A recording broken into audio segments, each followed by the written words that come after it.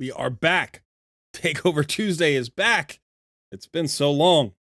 I'm happy to be back. Sorry for the late start today. I was having some technical difficulties. Last couple of months, my computer's been wonky. And it's been getting worse, and I haven't had the time to troubleshoot it. So I spent like an hour and a half today trying to troubleshoot some things. Hopefully I've ironed out some of the kinks, but definitely let me know if the stream quality dips or if it gets weird or choppy or anything like that. I don't know that there's much I could do, but at least then I'll know that the problem isn't solved yet. It seems to be working better now, but I really, I did what I could. But we'll have to see if that was enough. So, yeah, welcome. Welcome back to Takeover Tuesday. Let me just get my screen all set up here. It always does his little as I resize it so I can see the chat. And we'll be doing a couple of takeovers today. Hey, Alex. Hey, X-Ace. Good to see you.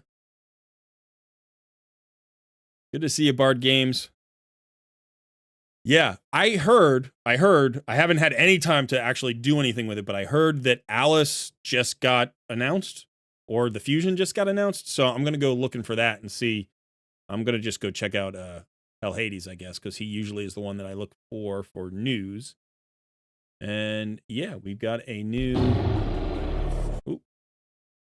I don't know if you could probably hear that in the background. Let me mute that for a second. Let me just get this.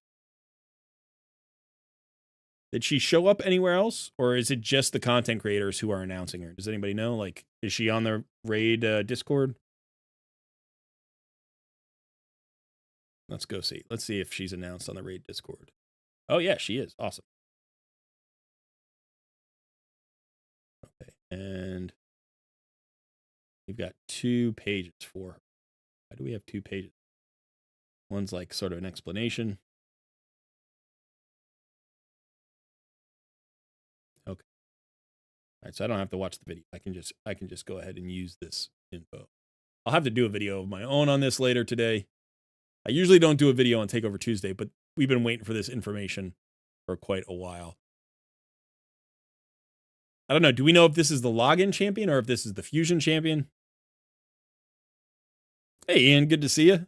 Yosis, Vincent, Kirk, Yobi, good to see you, buddy. Both got announced. Okay. I'm just seeing one. I'm not seeing the other. But let's see if I can put this up on the screen for everybody. Give me just a second.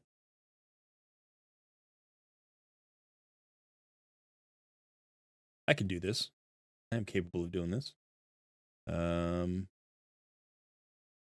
think it's this one, right? There we go. Okay, so this is Alice the Wanderer. So this is just this is kind of a new thing. They're giving us a bit of a breakdown, right? Suggested game modes, PvP, specialties, and all that stuff. I'm going to ignore that for now. Just for now, I'm going to jump into this one and we'll see. Again, I might do a more detailed video later. So A1 Vorpal Sword attacks one enemy 2 times, places an extra hit if the target has any active skills on cooldown. Each hit has an 80% chance. I wonder if that books up. Might turn into a 100% chance of decreasing the duration of a random buff on the target by 1 turn. So potentially, if they have a skill on cooldown, you can reduce 2 random buffs durations by 1 turn. It's not awful. It's not awesome. I think that's a decent legendary A1. It definitely feels like there are ways to exploit it. Good A1s are always exploitable through counterattacks and ally attacks and other things. So yeah, that's a decent A1. I'm okay with that A1. The thing about it is, in order for the enemy to have skills on cooldown, there are 2 things that have to happen. Either the enemy has to go and use a skill that has a cooldown, or you have to have a cooldown lockout champion like Warlord or Yumiko, right? And if you can put the enemy's skills on cooldowns, then you can use this even as a go first skill.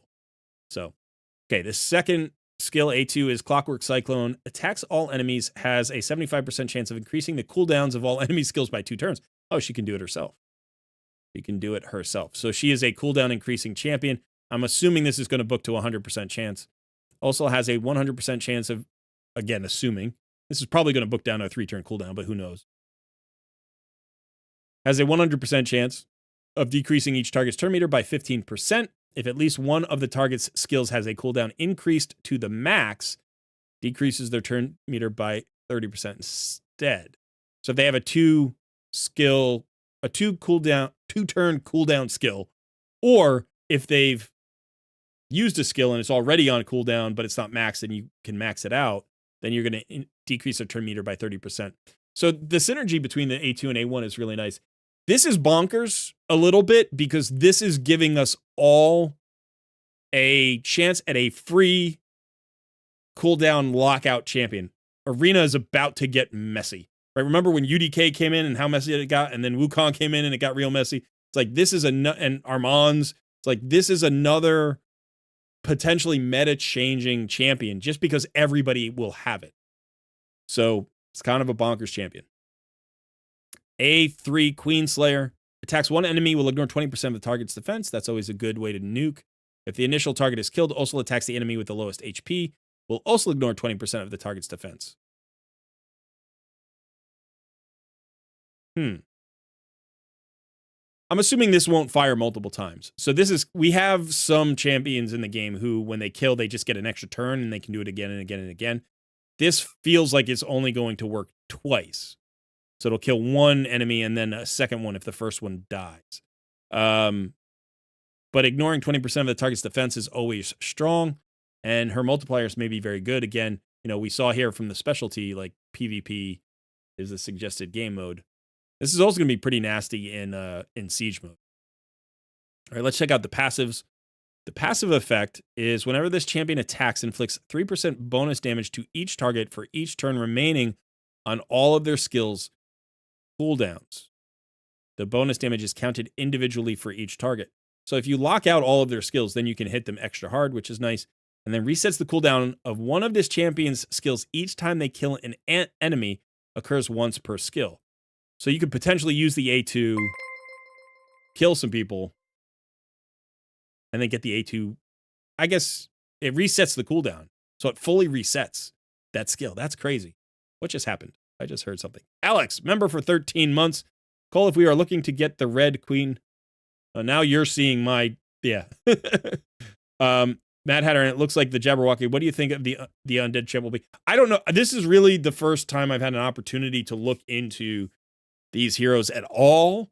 I've been so busy with end of year stuff and trying to get the new year started on the right foot.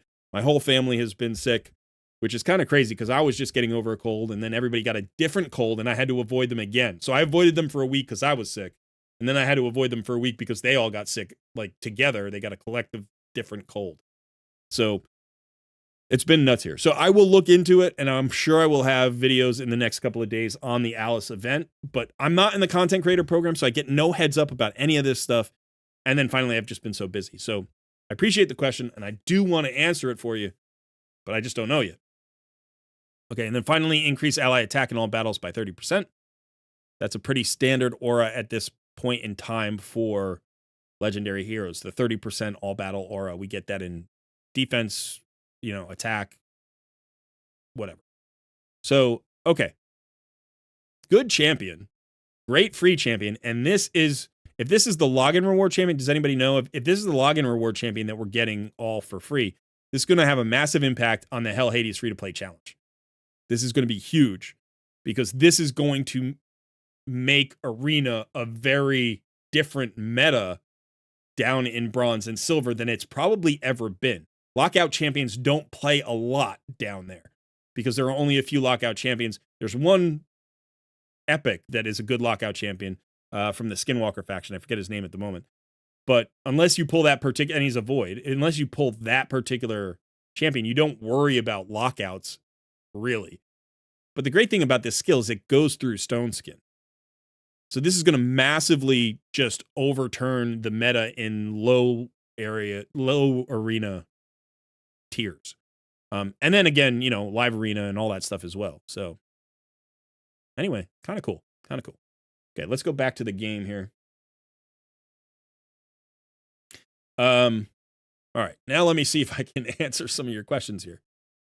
Okay. Alice is the login. All right, that's awesome. So we all get her. Seems kind of mid, Ace says. It's not mid. An AoE lockout champion that can go through Stone Skin and then reset her own skills, that's not mid. That is, at the very least, she's an A-tier champion, but I suspect she's going to be very, very strong, and especially for new accounts. Yeah. Okay. 14 days login. All right. So 7 days for the champion, 7 days for the soul, I'm assuming. Yeah.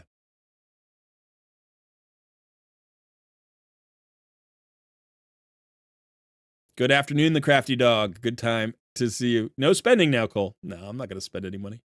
Mad Hatter is the fusion. All right, we'll get more information. This is one of the things, like, you know, in the morning on Tuesdays, it's often chaos trying to get ready for the stream. But I had so many computer issues. I don't know if you all heard that, but at the beginning of the stream, I had a ton of technical issues. My computer's really been declining over the last couple of months. It's not old. It's only 2 years old. I guess it'll be 3 years old in March. And I'm just starting to have a lot of problems with it. So I spent a couple of hours this morning troubleshooting it, trying to get it up. I was also trying to do a King Arthur video. And so that's why I started the stream late. I apologize. But I've had no time to look into the Alice stuff at all. So, did I join the free-to-play challenge? Hey, camera. What was that about? Look at, what the heck just happened there? Okay, let me go fix that. That's all right. So I signed up for the free-to-play challenge right away. I do not know the rules yet. I don't know how the rules are going to differ from last year. I don't know if that's going to impact how I approach the challenge. I want to do the challenge. I don't have as much time this year as I had last year. You know, we have an 8-month-old baby. So that's the priority. Growing the channel is the priority. I will do content on it. I will definitely do the challenge to some extent, but I might have to pull back a bit from last year. I will not be able to invest the same amount of time. So I might not be going for the win. I might just be going for the experience and, like, you know, for the content and the community, which is great because it's been a while since I've played the early game. And I think this year is very different than last year, right? Because we have the Chimera, we have a lot of quality of life changes. There are, you know, like live arenas, much bigger this year. Siege mode, all these things have been added to the game, which can impact how you progress your account. So I want to go back and examine that time frame so I can offer advice to new players on, you know, how best to approach the early and early mid game. So I'm definitely going to do it, but how intense? I don't know. Hey, Lumac. Hey, Broken Not Dead. Good to see you. Crop is in the house. I've got a video. I got a collaboration with Cropcho coming out tomorrow, I believe. Crop is going to hit tomorrow. So I'm excited for that. If you don't know, Cropcho was the top finishing content creator in last year's Hell Hades free-to-play challenge. He's got his own YouTube channel. I would highly recommend go checking it out if you are interested in free-to-play content. It's got some really good stuff there. But yeah, so we were just kind of discussing how to approach this year's challenge, and I might do a couple more videos on that before too long because the event launches in like 3 days. We're going to see. Okay. Do you recommend going for the fusion? I'm not. I don't know. I don't know the fusion yet. I didn't even know the fusion was announced. Like I said, I've spent all morning doing like tech stuff, like trying to fix my computer. So I haven't even watched any videos today. Usually on Tuesday, it's kind of a scramble to get ready for the live stream. And then it's funny because you guys all ask me questions and I can't answer them. I'm like, I'm sorry. I wish I could. I should be able to. But yeah, it's just the timing. Thanks, Artak. Yeah. I mean, there was about a 95% chance I was going to do the challenge. But the question that remains is, how invested can I be this year? And I don't know. I don't know what the rules are. Okay, later today we're getting more info on the challenge, so that's really good. How dare I have a life? I have no life. I have no life. My entire life has been like whittled down to like 3 things. It's my wife and my son. That's the primary focus of my entire life. It's trying to turn YouTube from a part-time hobby into a full-time job. That is a massive undertaking, and it's kind of daunting and a little bit stressful. And then the third thing is like just all the little things that keep slipping through the cracks in you know, like, oh, it just snowed today. I've got to go shovel the walk. I don't have time to shovel the walk. You know, like those little things. Like that's, you know, a third of my life is family, a third of my life is work, and a third of my life is chaos. It's just everything else. And that's what's happening lately, but it's still good. I'm always excited in the new year. I'm one of those people who just loves when the calendar changes. It feels like a new beginning. I'm looking forward to the spring coming. I love winter. We have snow on the ground right now. I love that. The dog loves that. I take her out. We play in the snow. And then I'm waiting for springtime to come and my son's first birthday. It's going to be fun. So yeah. LFC member for 8 months. Great to see you in the free to play challenge. Yeah, it's going to be fun. It's going to be fun. Okay. So here I want to get into a couple of things because first of all, I started a little bit late. We usually open around 1 o'clock and start our first takeover around 2 o'clock. But I started around 1:20, and I want to get my first takeover in because I have to not go overtime today. I can't go overtime, and I often do. So I often go to like 6:30 when I need to really stop at 5. So I'm going to try to stop around 5 o'clock. So that means I want to get 2 takeovers in that are at least 90 minutes each. We got to start them soon. So if you've never done this before, the first thing that you need to know is you need to be a member of my Discord community. There is a link to my Discord in the description of this live stream. Just go and click it. You will instantly get into, you don't have to wait. You'll instantly get into my Discord server.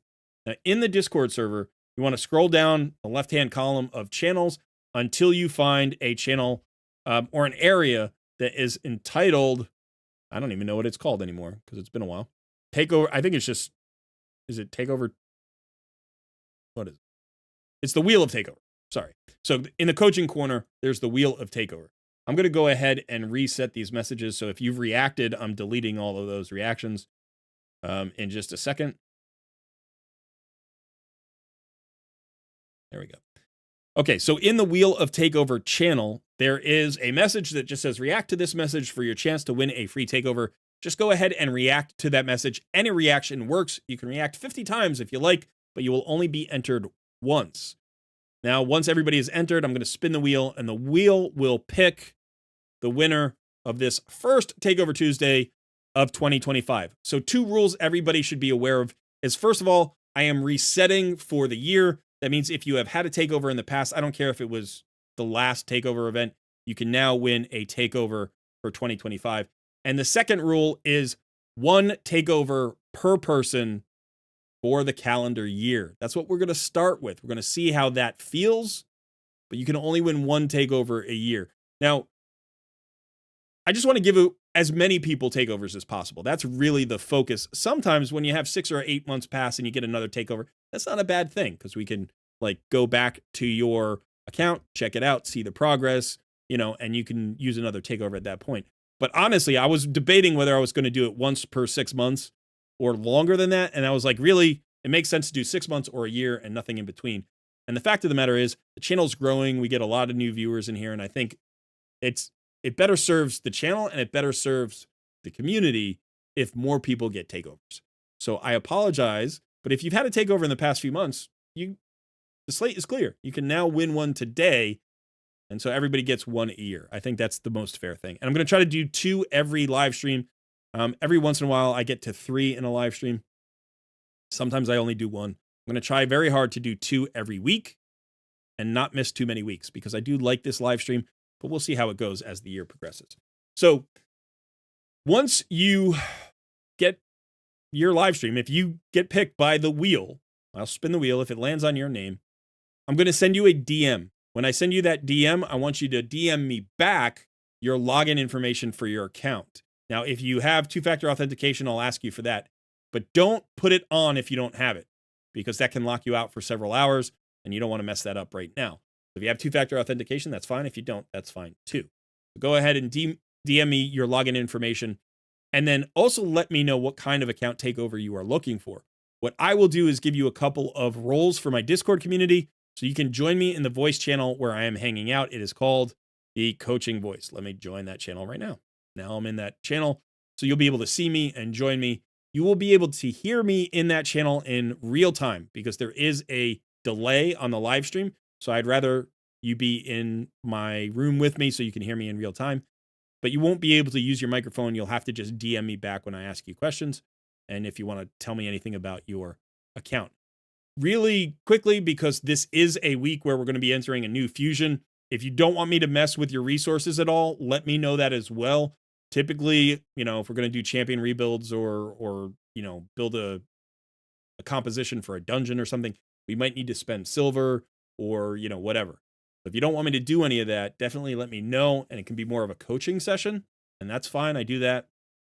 And another quick note is I am not a Chimera expert yet. In fact, I've barely played the game mode because it just came out at a bad time, and I have played it a little bit. I'm getting a little bit better at it, but I'm not an expert yet. So if you want to do a Chimera exploration, we certainly can, but don't expect too much from me on Chimera. Everything else is open. But again, if you want a gear cleanse, I am limiting gear cleanses to 20 minutes. I will gear cleanse for 20 minutes. I'll tell you how to gear cleanse, but I'm not going to spend an hour gear cleansing because I just hate it. I hate it. I hate it. I don't really hate it. I hate it on my own account. I don't hate doing it for you. But I don't think it's a great takeover video. So, yeah. So I will do a gear cleanse, but it would be a mini cleanse.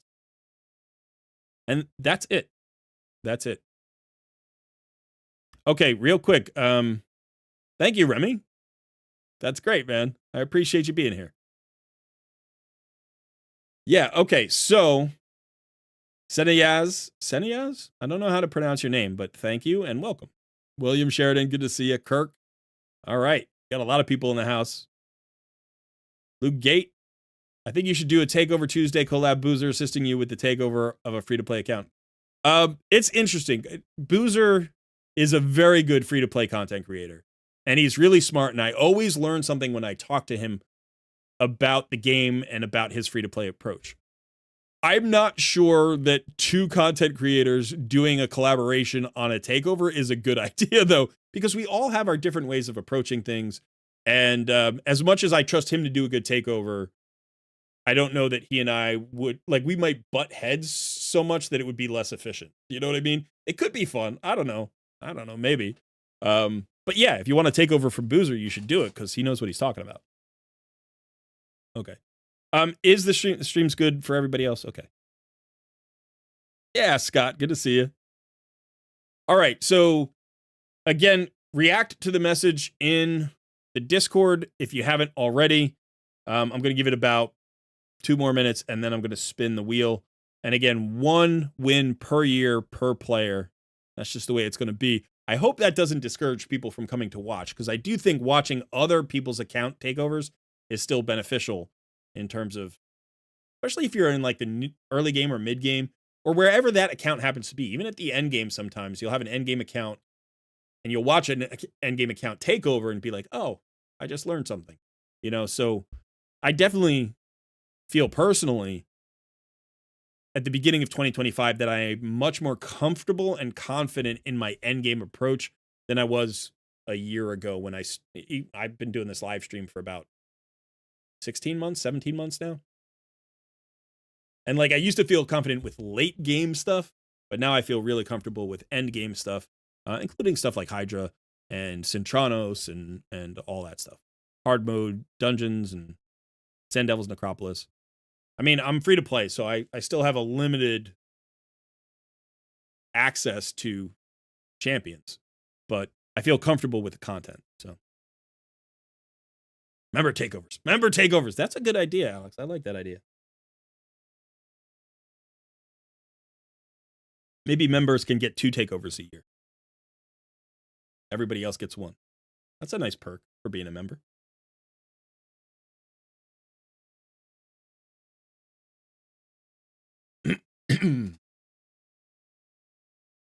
All right. So, yep, it's about time. So if you haven't reacted to the message yet, I'm sorry, but I'm going to go ahead and, yeah, I'm going to spin the wheel. Give me just 1 second. It always takes a second.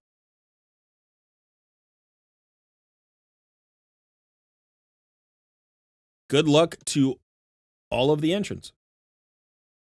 who is going to be our very first takeover of 2025.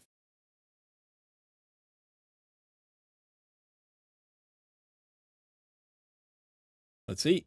Who is it? Sharps 78. Sharps. Congratulations. I'm going to shoot you a DM right now. Go ahead and send me back your login information. And we will get this takeover started. Let's go ahead and drop that.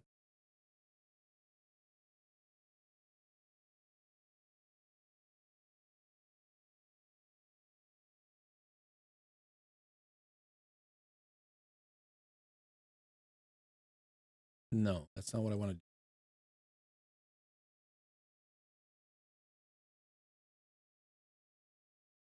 That's what I want. Okay. Sharp 78. Send me your login information, please. And also, I will give you a role for the server so you can join me in the voice chat.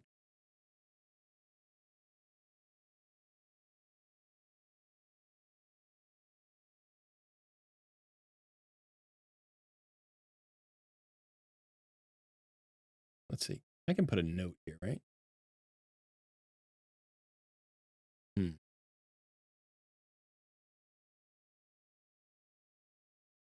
we go.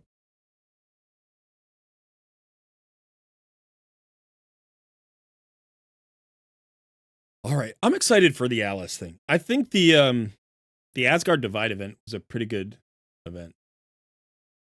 No, Sharp. That's not what I need.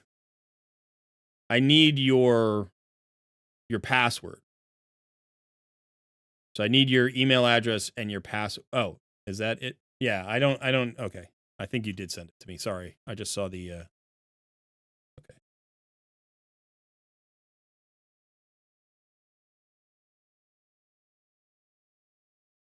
There we go.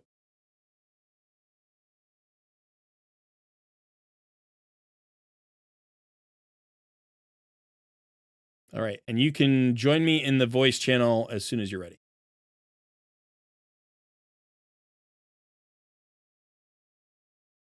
Okay, we've got news dots. I always clear my news dots. I just hate those red dots.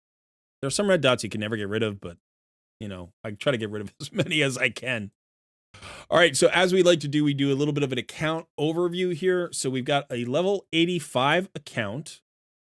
Very nice. Let's see our daily logins. We are into the bonus, if you want to call it, right? We're past all of the login champions. So again, one of the things that I do is I try to do a little assessment based on the combination of the account level, which is 85, and then the daily login location. So in order to max out and get to the point where you're getting immortal soul stones here, in fact, let me just kind of shrink myself before I do this. Where's my camera? There it is. Okay.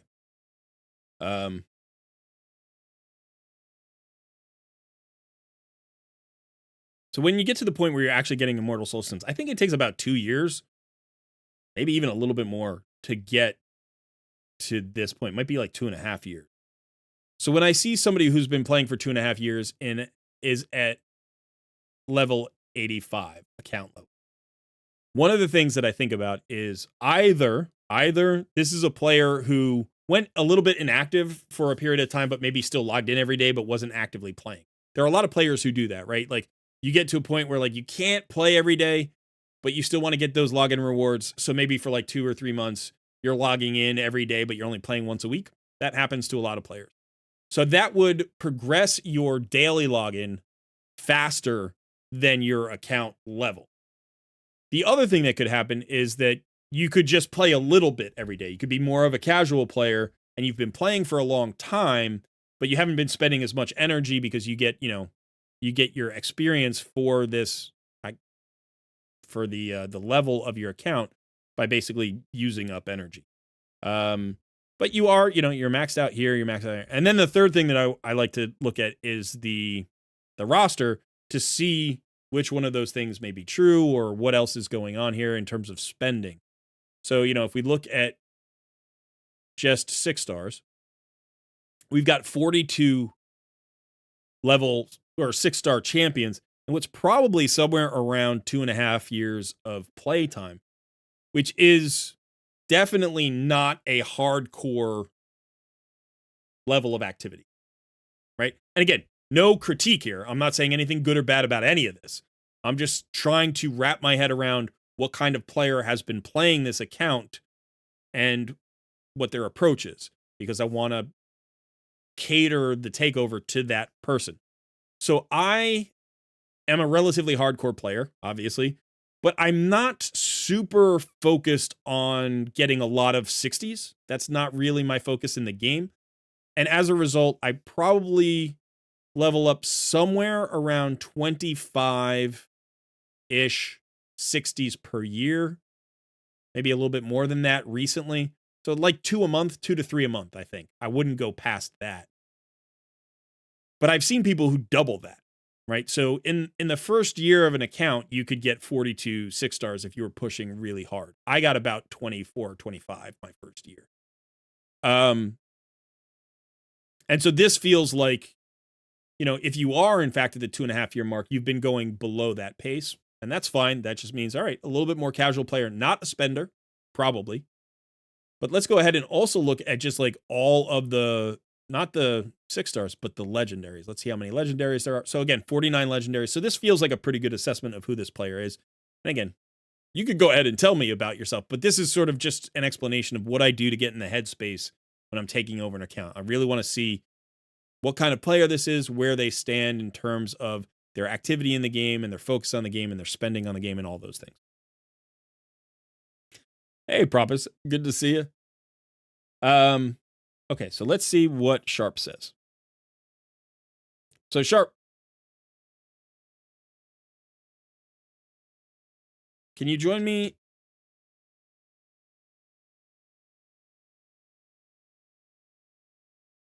Please join me in the voice channel. There's a voice channel here. You'll be able to hear me in real time. And then you can just mute your live stream and you can hear me in real time. And literally, you'll just see, it's called the coaching voice. You should see it now, and you can just jump in at any time. And then let me know what kind of takeover you're looking for, because I want to know what you want to focus on right now. And don't put it in the chat, in like the live stream chat, because I won't be able to. I can't catch all of that. You should definitely DM me that info. All right, so let's take a look at a couple of areas. Arena. We are in Silver 2 Arena, so that could definitely be an area of focus. Arena is one of those things where sometimes, if you're a more casual player, you just don't have the time every day. And so a focus in Arena can be building a team that can farm like AFK, but quickly. You know what I mean? Where you just auto farm, auto battle, and you don't really focus on it too much, but you want a high success rate, and you want the battles to be fast if you don't put a lot of time in every day. And, you can come in here and kind of look, okay, so, right, this is 10 battles. This is 10 battles so far. It's not a ton. I mean, I think it's only is it the first day or the second day of the new week, right? For Arena. Yeah, 5 days and 13 hours. So we've been in a day and a half, so it's not like an awful amount. But this could be an area where you would want to focus, especially to get all of these area bonuses up, because this means that you are still on your Arbiter mission. So we would love to like complete the Arbiter missions for you. That would be a really good focus. Another potential focus is like, let's go look at Clan Boss. Let's see where you are in Clan Boss. Lashwood, that's you here, right? So that's Nightmare, 2-key Nightmare, and then not really into Ultra Nightmare. So Ultra Nightmare could be another area of progression. And again, this is one of the things that happens with casual players, right? Is that, especially with Arena, if you don't have the time, you don't get up into the areas where you would need to be to grow your Great Hall, to get your Arbiter, to get a lot of the rewards that you get from Arena. Because remember, like, one of the things you get is these champion bonuses. So you're only getting 8% HP attack and defense. And I think you can get up to like something like 22 or 24% or more maybe here if you're up in higher gold. And so as a result, like, this has a domino effect on your account. I did not play Arena for like the first 4 months of my account, maybe 5 months of my account. I just didn't care about Arena. I would do a little bit every day. I was in like silver, low silver, and I was just like, whatever. And one of the reasons was I didn't even know this Great Hall thing was like a thing. For whatever reason, this was 3.5 years ago, almost 4 years ago. Actually, this was more than that because this was before I quit. I played for 3.5 months. I quit, and then I came back like a year and a half later. But this was back in like 2019. I didn't even know that the Great Hall was a thing. So I literally didn't focus on it for like 4 or 5 months of my account's life. And then eventually I was like, oh, I can do this. And then I started to focus on it. And it still took me 3.25 years, almost 3.5 years, whatever it was, to complete my Great Hall. So, you want to be building this Great Hall. So I do think this could be an area of focus.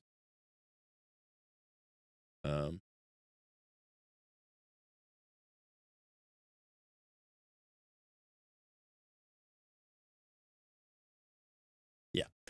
So I think those are the two areas that make the most sense. What do you think? Lashwood, Sharp, what do you think? We want to focus on a particular area? You've got your Lady Mikage, which is awesome. I mean, you've got a 6-star soul on Newt, 5-star on Rathalos. You've got Artak and Deliana and Sun Wukong and Rhonda. You've been around a while. You've got a lot of the good login champions. You've got your Seer. You've got some good champions you must have pulled from shards, or maybe you fused Helikath. I don't know. Mishinaki, Harima, Warlord's excellent. Ethos is excellent. You do have some other champions here. I mean,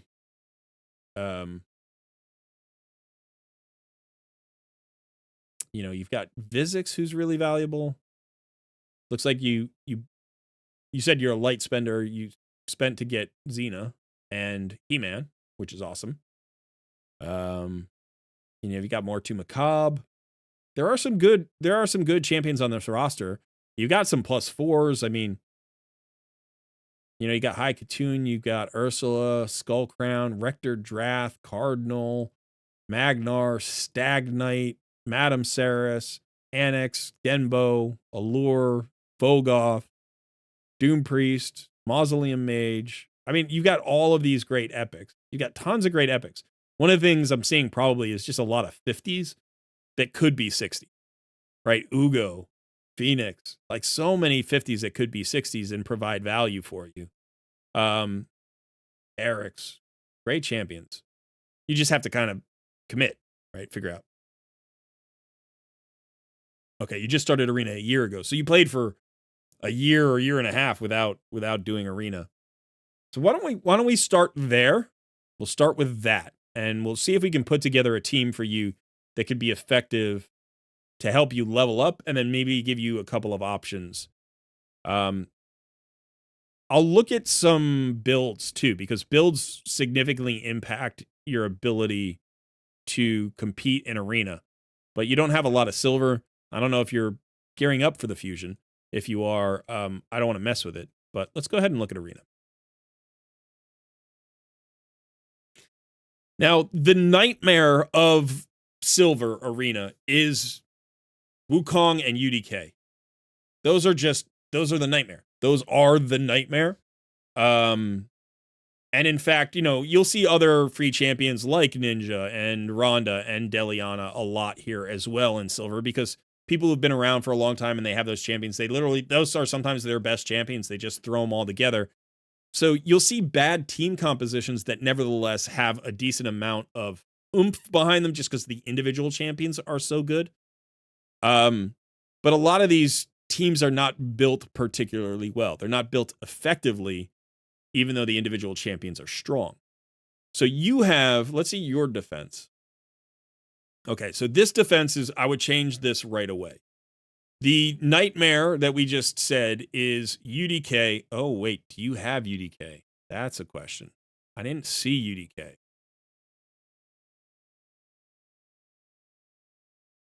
You have, yeah, okay, you do. He's 50. He's 50. Okay.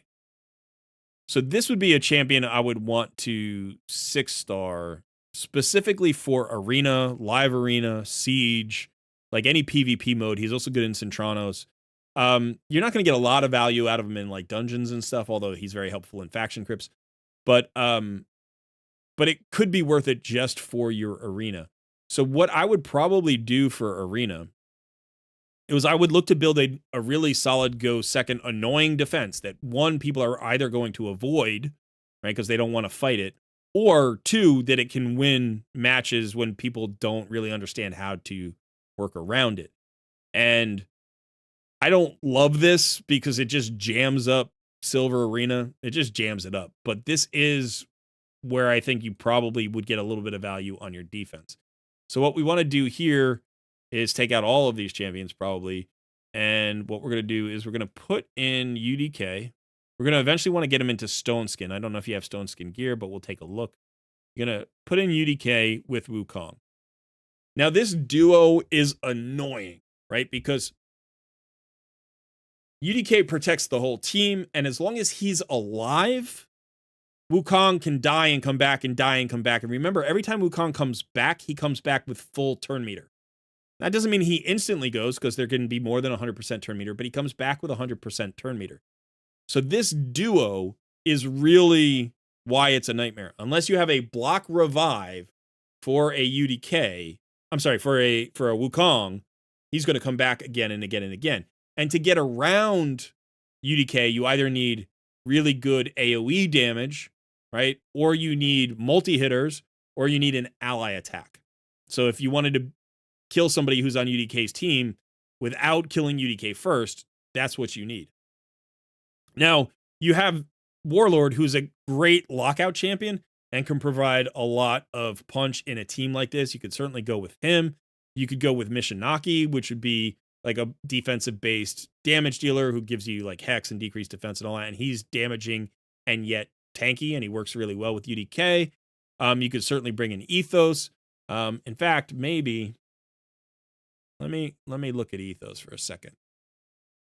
I don't have this champion, and sometimes I forget the skills that champions have. So let me just see. Yeah, okay.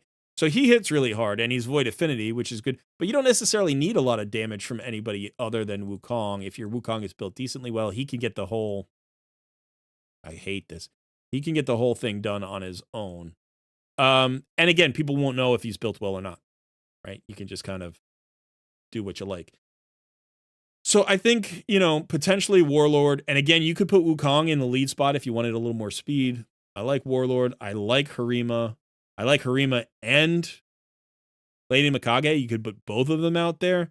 You could certainly put Deliana out there. She would actually work pretty well with this. But I think the best thing to do is to have a kind of reviver healer and then pair off of that. So like you could do something like this, right? Have 2 revivers, 2 healers. They keep UDK alive. Wukong just keeps coming back and back. This is just one of those teams that people avoid. They don't play into all that often. You could do it with 1 healer. And if you're going to choose just 1 healer, I would probably go with Elva, because she has the cleanse, and the cleanse can be really valuable. And Godseeker Neri doesn't have a cleanse. You could certainly put Molly in. Molly is really good in this role, actually. Let me check Molly and how you've built her. Molly might be the best because she can also like cut in on things. So she has this AoE provoke. She has the revive, but it fills the turn meter of all allies by 15% when this champion is hit.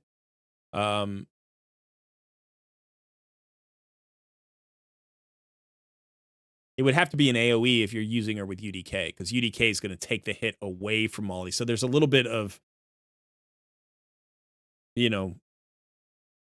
bad synergy there. So maybe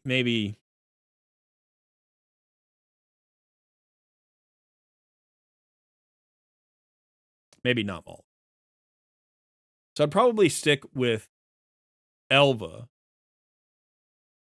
And then I would go with somebody who adds tankiness and threat. I really like Helicath. Helicath will synergize well with this entire team. He gives you the block damage. He gives you the shield. He also hits decently hard. He's tanky even when the shield is down. He's got the counter attacks when the shield is up. Not the shield. The block damage is up. So this could be a really nice combo. And basically all you're trying to do is keep UDK alive long enough for Wukong to eventually win the fight. That's the whole goal here. You know, you could certainly do this combo. That would be a nasty combo. So you've got a lot of options and you can play around with them because I don't know how all these champions are built and their builds will certainly matter, right? But I would say at least one healer, reviver, probably cleanser, which means Elva. It really means Elva. I don't think anybody else on the team does all three of those things. So unless you wanted to bring in two champions, I think Elva's the best choice here. And then I would probably bring in another like annoyance, tanky kind of champion. So either this or this or this, you know, or this, something like that. And I like this one. This one's my favorite. Again, you could go Harima Mikage too. Like if those are well-built champions for you, you could go for that. But I would say this is the build that's probably going to get avoided the most and potentially win you some fights on defense because people don't know how to handle it. So that's what I would go with. This is not a team I would use on offense because it's just super slow. Like it might win, but I wouldn't use it on offense. So now let's start talking about some arena offense. Okay. So this is not really where you want to go with this. Let's see how you have. Okay. So what you want is you want at least one team that can get ahead of slow teams and win without letting the enemy go or getting very many turns. Now, you don't have your Arbiter yet because you need to do well in Arena in order to progress your Arbiter missions. But that doesn't mean you can't have a go-first team that can at least win some of the times. It doesn't have to be your main team, but everybody needs a legitimate go-first team. And you do have some champions that I think are going to make this work. You have High Katoon and you have Seeker. So I think this is really good, right? High Katoon is going to give you your speed, aura, and potentially can be either your fastest or your second fastest champion, and is going to give you that turn meter fill, and that speed buff gets you going. Seeker gives you a big turn meter fill of 30%, plus an increased attack, plus he's going to go after that turn, and he's got a provoke on his A1. So if you got a little bit of accuracy here, you can be really disruptive against enemy teams, even if you don't nuke them out. And you typically want him either in the lead or in the next spot because he also has this passive when he gets hit, he spreads defenses to the rest of your team. So they do that from front to back when they get hit. So you want him there. And then what I would say is, you know, you're looking for a decreased defense champion or a weakened champion or a buff strip champion. I like Wukong in this spot, but certainly you could also go with Mishinaki. And actually, you know, you could do both. You could do both. I also like Harima. And we certainly have Mikage, who is really good here as well. We also have the Artak Rathalos combo, which is kind of nasty, but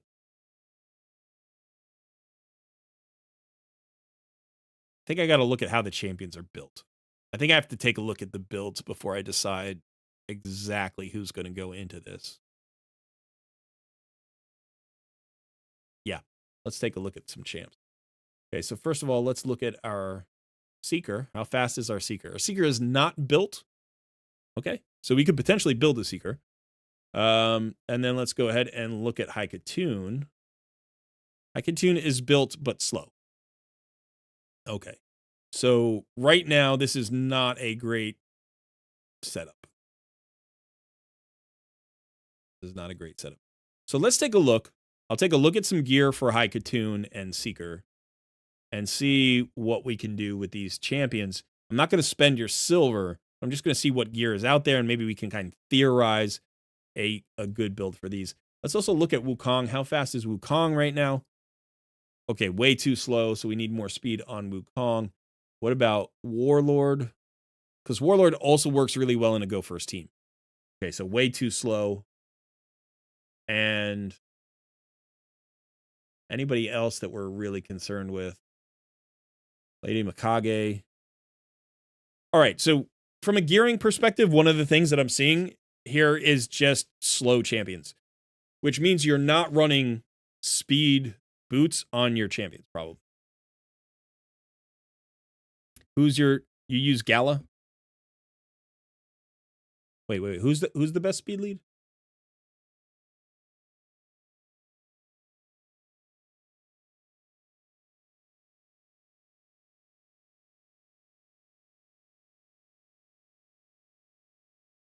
He-Man. Oh, you have He-Man. Okay. Yeah, and he can ignore Stone Skin, so he could definitely be a champion that we put into this. Yeah. So he might even be better as your nuker. We'll just make him your nuker. So I was looking at 60s, but he would be so he's attack based. He's not booked, but he's attack based, so the increased attack will be good. And then he ignores Stone Skin on which one is it? This. Okay. So you have that option. Okay, that's good to know. That's good to know. And he's got a good speed aura. Right. So potentially what we could do here is maybe instead of Haikatoon, we just go with where is he? He-Man. And then we have Seeker for the big turn meter fill. We have Warlord for a lockout. And that gives us some flexibility. And then we could potentially do a whole lot of stuff in this, but we could even do Molly here. Like, this is a weird kind of hybrid go first. Like, sometimes you'll go first and it'll work great. Sometimes you'll go second and it'll work great. Or we could potentially add another turn meter filler. We could put Haikatoon back in. Or we could get a decreased defense champion. Let's see if, I think Mishinaki is probably the best one there. You have Stagnite, but he's 50. You have Madame Saris would be very good on this team. Madame Saris would be excellent. And you don't have to level her past level 50. She's actually awesome at level 50.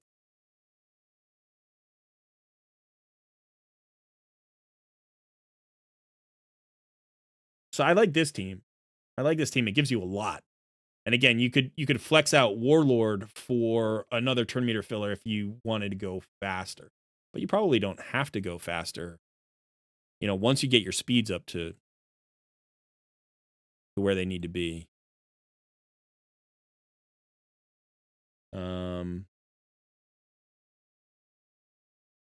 Yeah, it's really Haikatoon who's going to be the other one. So, you could do this. This is not bad. This is not bad. Or, like I said, you stick with Warlord or you bring another nuker. So you could bring in Warlord. You could bring in Ethos. You could bring in Harima is really good for this. You could bring in Mishinaki, who kind of plays a double role of damage and debuffs. I like this, especially if you're not going to bring in Madame Saris. So you've got options. But builds matter. And this could be good. Again, you could use her. You have a lot of options. But I think I like this setup for right now. Or Haikatoon in that spot. So let's talk about gear. The most important stat in all of Raid Shadow Legends. I just did a video on this, I think. Didn't I? Like a day ago or 2 days ago. The most important stat in all of Raid Shadow Legends is speed. It's always speed. There are very, very few champions that you deliberately build slowly. And outside of those few specific builds, there is no other time where speed isn't critical, right? Either you need as much speed as possible, or you need a very specific speed in order to speed tune with all of the champions around.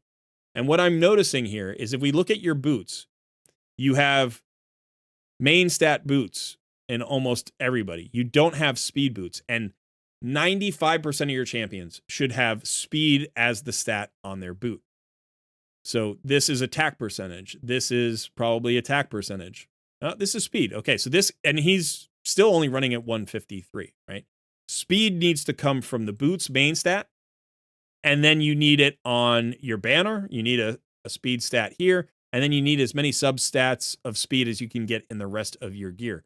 So when I do, like when I'm trying to figure out what gear to keep, literally the first thing I do is I look for substats of speed. You know, these are the pieces of gear that I roll up, and if they don't roll into speed, often I get rid of them. The other thing that you're probably going to want to do is focus a bit on specific sets. So sets that give speed, like perception. All right, you've got a lot of perception materials here, although you're running low on Magisteel. So you want to focus on acquiring Magisteel. One place you can get some nice Magisteel is from the Forge passes. So you want to be doing these missions every day. It looks like you are, and you want to be getting that Magisteel. But you also need to get into Arena. That's where you get Magisteel. So again, you know, in Classic Arena, you get these, you know, Magisteel rewards. So you need to be doing more battles of Arena and winning more battles of Arena in order to get more Magisteel, to improve your gear, to make your Arena team better. And it's kind of a positive feedback loop, right? The better you do in Arena, the more Magisteel you get, the more Magisteel you get, the better gear you get, the better you do in Arena. It's a nice little positive cycle. So how do we improve your Arena performance so you can get the Magisteel? And literally it's just about speed. It's just about speed. Yeah. So let's talk about how to build some of these champions. So let's look at that team that we were just talking about. So the team was, I believe, He-Man. He-Man's actually in a pretty good spot for where you are right now. He's not bad. He's got 100% crit rate, about 160%-ish crit damage, which is a little bit low, but not too bad. And a decent amount of speed at 184. I wouldn't mind him a little bit faster, but for silver, you're probably going to be fine in silver if you have a couple of turn meter fillers. If you only have one turn meter filler, he's going to be a little bit slow. You do have the extra speed here. You know, one of the things that you can do certainly is level all of these up to 16, all these gear pieces to 16. That's going to give you more stats. This might roll into speed. This might roll into speed. This might roll into speed, you know, or you can go hunting for speed in other places. But generally, anybody that you use a lot, you want to max out their gear. You know, so like, for instance, you've actually ascended this gear without maxing it out. And I think that's a mistake, because if this doesn't roll really, really well and you have limited ascension materials, you might not want to spend your ascension materials. You know, like, you want to see what's going to happen to the gear before you commit to the ascension materials. Now, this is okay. Like, I understand this, but let's go ahead and look at his build and see if we can find some lethal. Sorry, not lethal, savage gear. See if we can improve his gear. Now, if this is going to be your main arena nuker, or maybe, you know, your main wave clear nuker, we're going to prioritize his gear over everybody else's. And so the first thing that I want to do is I want to see if there are crit damage gloves.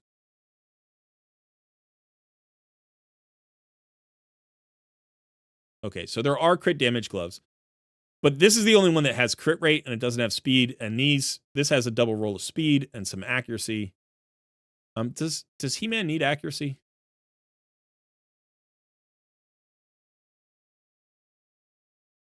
No.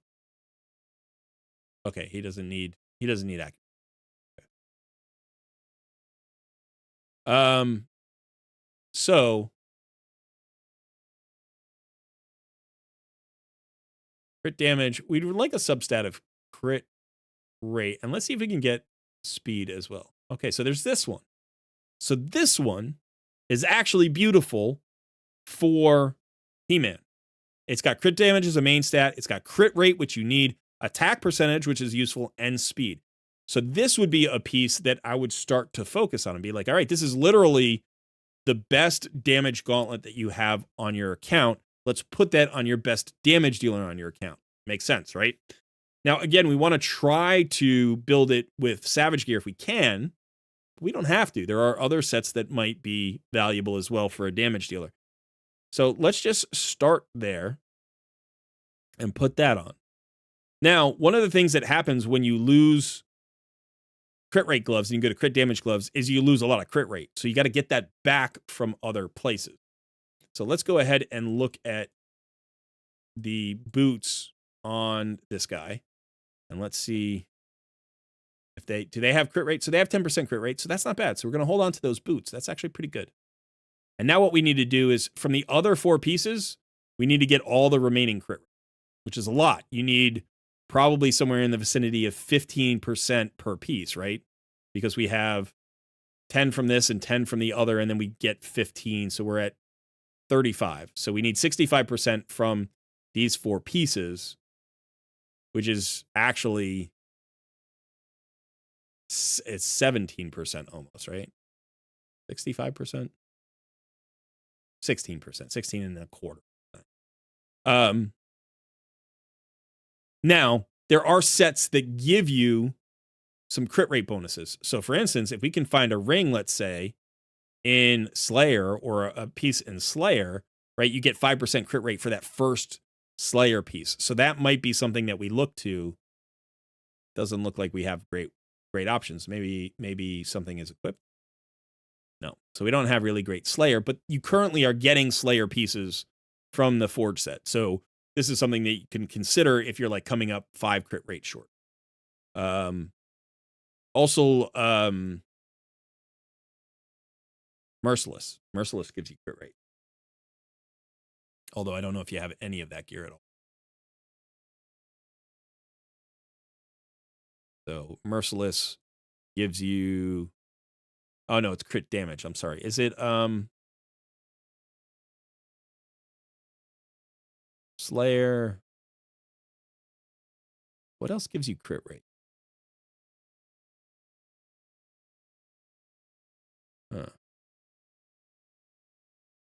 Yeah, anyway.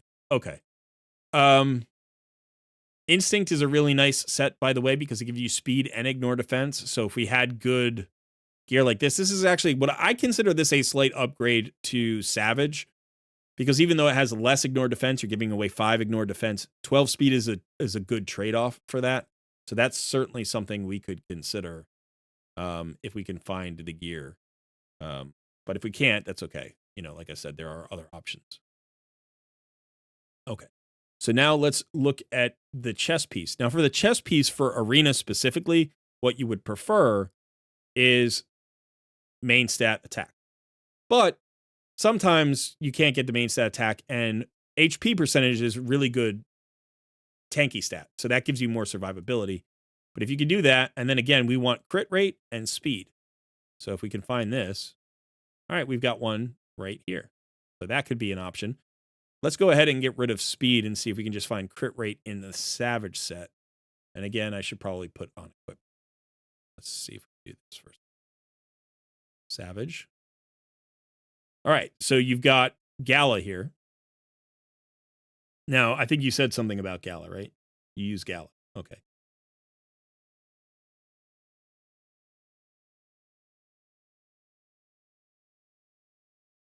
All right, so if you want to keep this on Gala, that's certainly an option. Again, we're not making this swap today anyway, but this would be the chess piece that I would start thinking about for He-Man. We know we like the boots, so now we need to look at these 3 pieces. And again, we're looking for speed and crit rate. Crit damage wouldn't be bad either if we could do that. We need at least 2 more Savage pieces. So he has this, which is not bad, speed and crit rate. Not enough crit rate, though. We need to get more crit rate. Remember, we're going to be low on crit rate here. So we need something that's rolled into crit rate multiple times.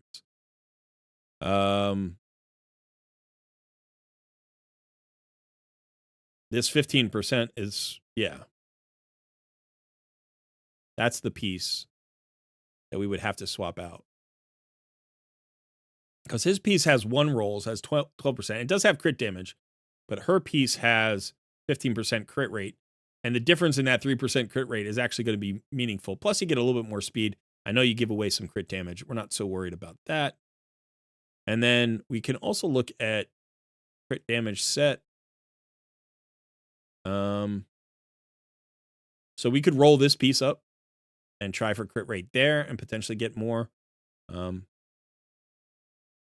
is 11, 12.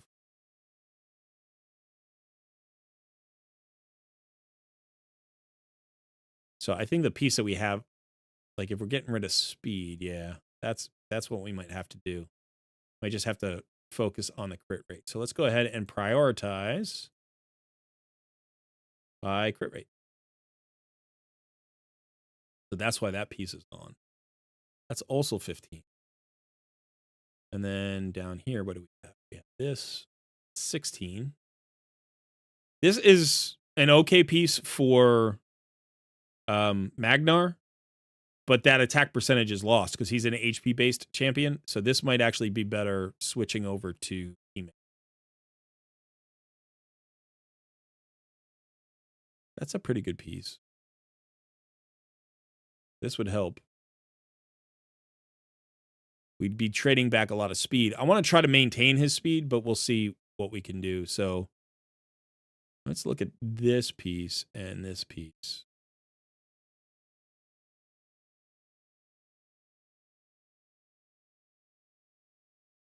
We're at 86% crit damage or crit rate.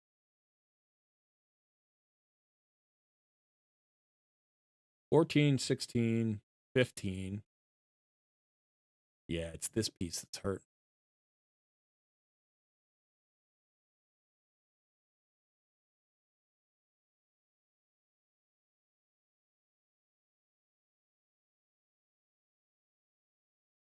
$10, 6, and I think this was 11. That's 20 or 26 or 27.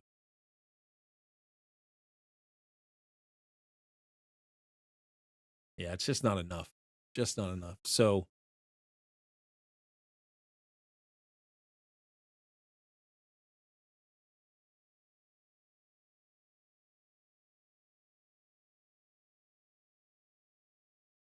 I think it feels like we are ultimately stuck with some crit rate gauntlets.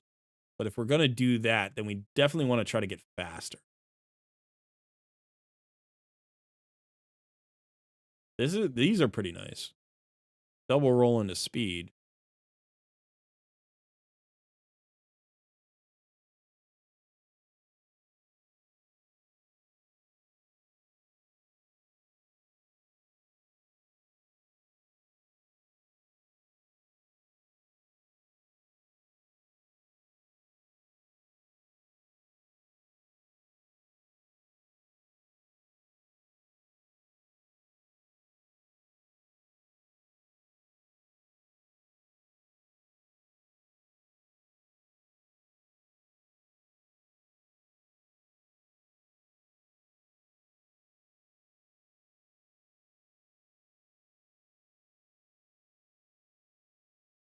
All right, let's go back to this. Let's go back to the shield. So we'll take this shield off and go back to his original shield.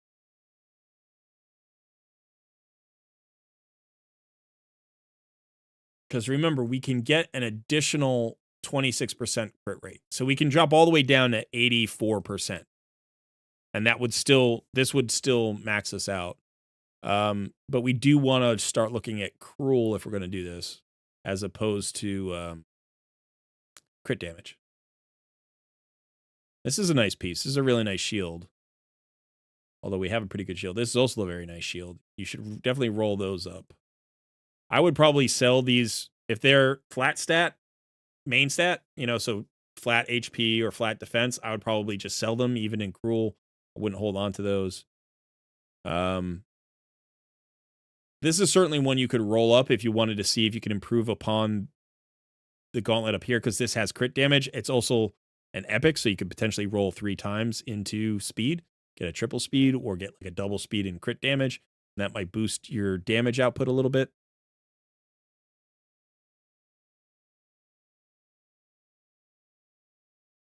Oh, that's a good point. He also scales off of HP. He is an attack-based champion, but he's also got HP. That's good to know. That's good to know. This is not a champion I've built before.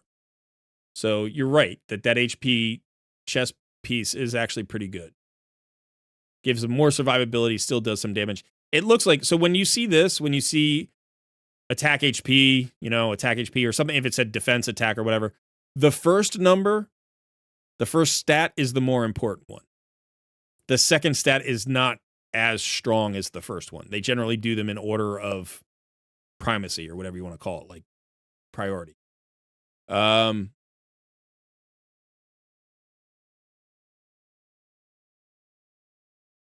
Yeah, so I don't know that we're going to be able to improve much. This, honestly, maybe I shouldn't focus on him too much because he has a decent amount of speed.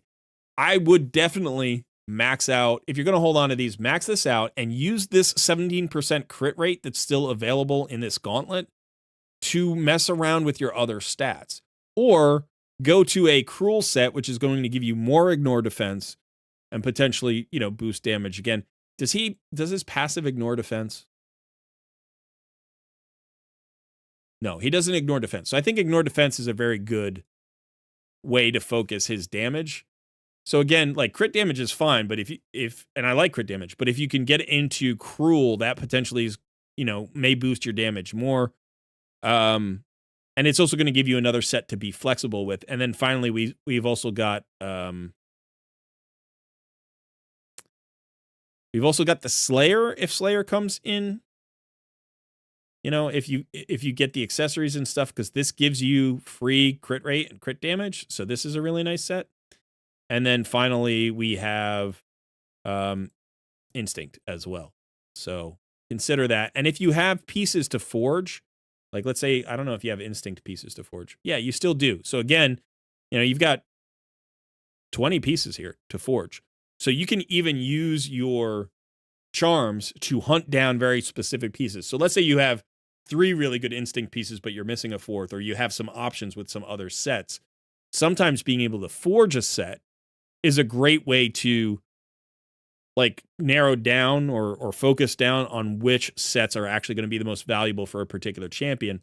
Another set to consider, which you probably don't have a lot of, is going to be lethal. Yeah, you don't have a lot of lethal. Don't have any lethal. So now let's talk about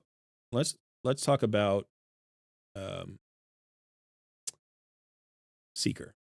So Seeker's not built. My favorite build for Seeker, like my general all-around build for Seeker, he's great in Clan Boss. If you speed tune him, he can enable like 2-to-1 and 3-to-1 comps.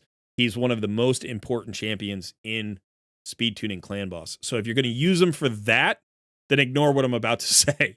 But if you're not going to use him for that, then one of my favorite builds is putting him in Relentless.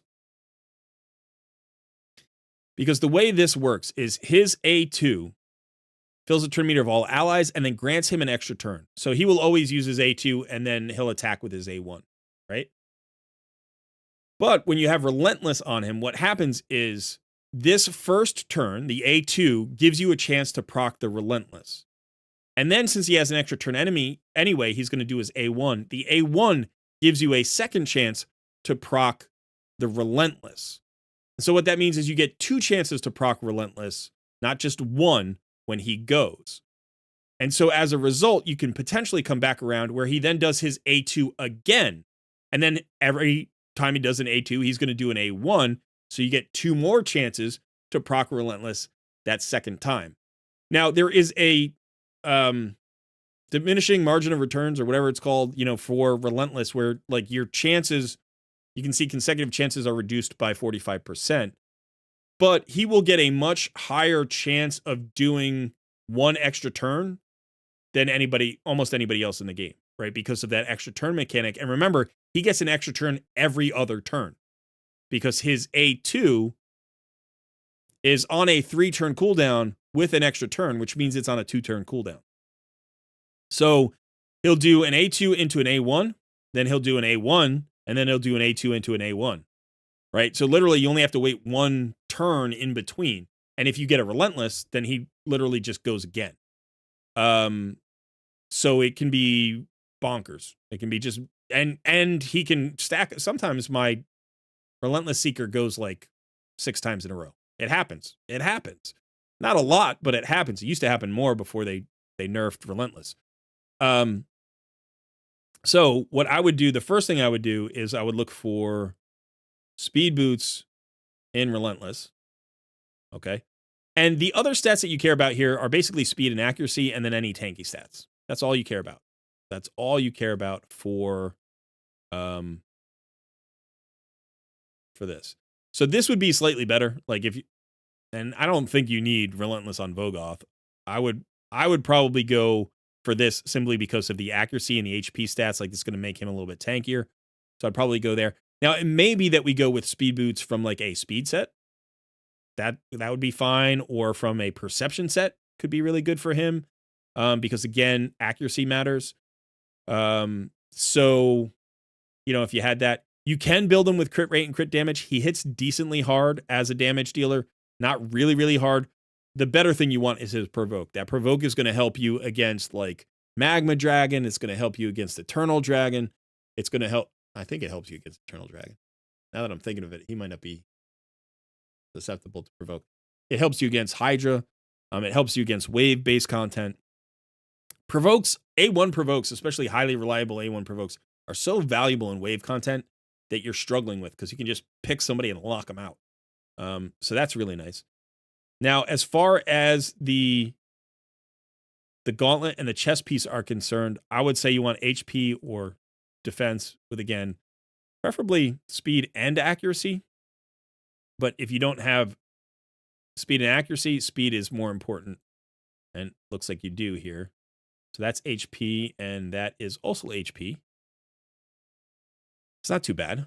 And then let's look at these 3 pieces. And again, if we can find speed and accuracy, that would be the best. We've got that here. Again, more crit rate, some HP. This is not too bad. Not too bad. What about this piece? That's not too bad either. So you got 6 good pieces here. You can get a pretty decent set, but we want to speed him up, right? We want to go beyond this. So now what we're going to do is we're going to look for, you know, let's say these 5 pieces, because we just looked at boots. And we want speed and accuracy, and we're going to prioritize speed. And we're going to look at any set that gives us speed. So we want to look at speed. Let's see. We want to look at, I don't really use retaliation on him, although I have tried it in the past. Divine speed is good. Perception is good. Perception is very good. That's probably where we're going to look first. And then pinpoint. So let's take a look here and see what speed. We have double speed there. That would be a small upgrade, right? We go from 11 speed to 14 speed, and from 10 accuracy to 21 accuracy, and we would lose HP and crit, which is, it's not too bad. About this piece. And this piece. These are both really good, but we don't want to take it away from Warlord because he's going to be on the team. NX, potentially, we could swap out if we wanted a bit more speed here. And remember, this is going to be our primary arena turn meter filler, so this could be really valuable. Oh, yeah, Feral as well. You're right, Feral. Look at Feral. Now, Feral gives you a little bit less speed, but a little bit more accuracy. That could be a very nice piece. And that is a very fast piece. That's not bad. That's 17 speed. And this might roll. So you could potentially do this.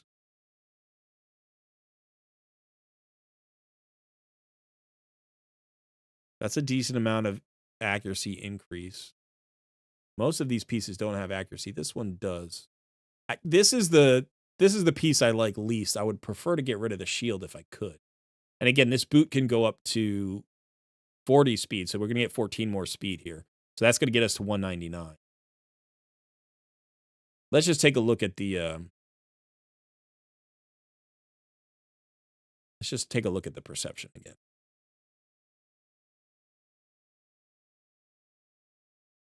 So right now we're at 185, but if we did this instead, we'd be at 195. So it's a significant upgrade. Plus, you know, we get the same amount of accuracy from 2 pieces as we get here.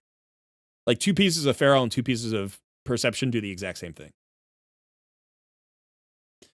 In terms of bonus stats, you know, like obviously once you go past that for Feral's stronger, but all right. And then we can look here, and what we're hoping for is some pinpoint. Maybe pinpoint with speed, with accuracy. Even though it's 4-star, this could be really nice. What we would like is an amulet with accuracy on it, but the ring can be almost any stats for Seeker, which is kind of cool. So I'd probably go for maybe a little bit more survivability. I'll throw that one on for now. And then for your... This could actually work if you wanted more crit rate. Here's the thing about Slayers. You get speed, but it's at the 3-piece bonus. So like this. This would be good with defense accuracy. But again, if you're pushing crit rate, you could push crit damage if you wanted. But then, all right, so now you're floating at 208. This will get you to 214. You know, if you roll into this, this might get you to 220. You glyph all the speed, and you're looking at 240, maybe higher, depending on how some of these, you know, glyph and roll. And for where you are, that's going to be okay.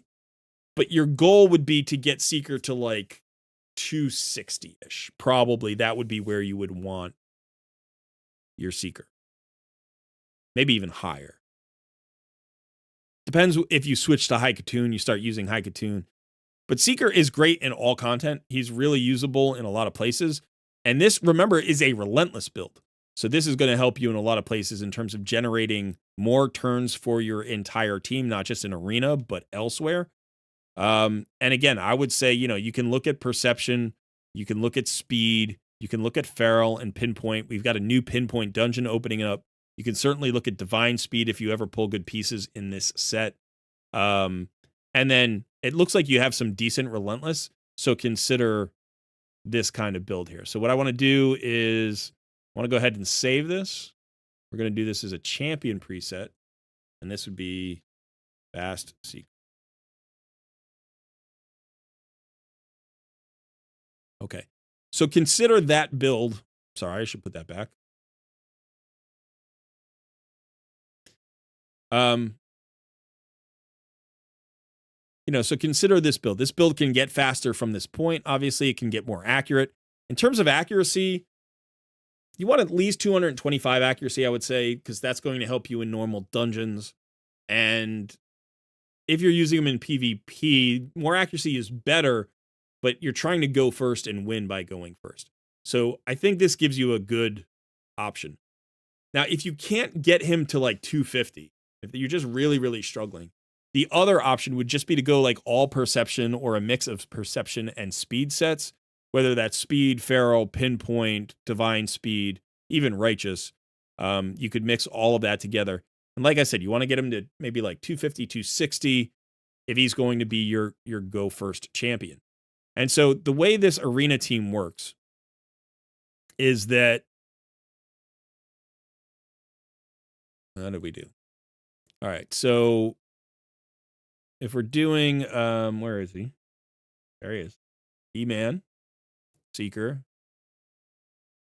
If we're using him as our only turn meter filler, which you can get away with when you have a 30% turn meter filler. But remember, if you're running him at 250 or 260, even though he's going first, He-Man's running at 180. Now, if you add 30% to a 180 champion, he's not going to match your 250 or 260 champion. You get roughly, 54 points of speed out of 30% turn meter, right? You add that to 180, that takes you up to 234. So if you're running at 250 or 260, there's a gap between your Seeker and your He-Man. So that's another reason why we want to potentially speed up He-Man. But you might not be able to avoid that. You might not be able to avoid that. One thing that can fill that gap is your Warlord. So basically what you do with Warlord, where is he? Am I just blind? I'm just not seeing him. There he is. So we want to check on the speed of Warlord. Let's see how fast he is. So he's running at 148. So what you can do is you can have Seeker be your fastest champion, and then Warlord can go second. And if he is within 30% of Seeker, so let's say Seeker is, let me do this calculation for you guys. If you haven't seen this before, it's very useful. Yeah, so basically what you want to do is you want to take the turn meter fill and you want to calculate that based on the relative speed of the champion. So let's say you're running your Seeker at 250. You just divide that by 1.3, right? Because he's adding 30% turn meter. So 1 is 100%, 1.3 is 130%. So you divide that, right? And you get 192. So if he's running at 250, the next champion needs to run at 193, needs to run above this speed. 193 or higher, right? And if you increase the speed of that Seeker, then you need to increase the speed of everybody else. So if you get Seeker up to 280, again, you just divide by 1.3. And then the next fastest champion needs to run at 216, right? Over 215, because any decimal point means you have to add another speed. So in this setup, the way that we would work is we would have a go first team some of the time, like a go first connected team some of the time. Like if people can cut in, they can cut in. But Warlord is our insurance policy. Because what Warlord does is he uses his A3 that has a 100% chance of putting each target's skills on cooldown, right? And it also has a chance to fully deplete each target's turn meter. So if he goes second, it almost doesn't matter how fast anybody else runs. If Seeker is first and Warlord is connected to Seeker, then Warlord locks out the enemy team, and it doesn't matter how fast He-Man runs.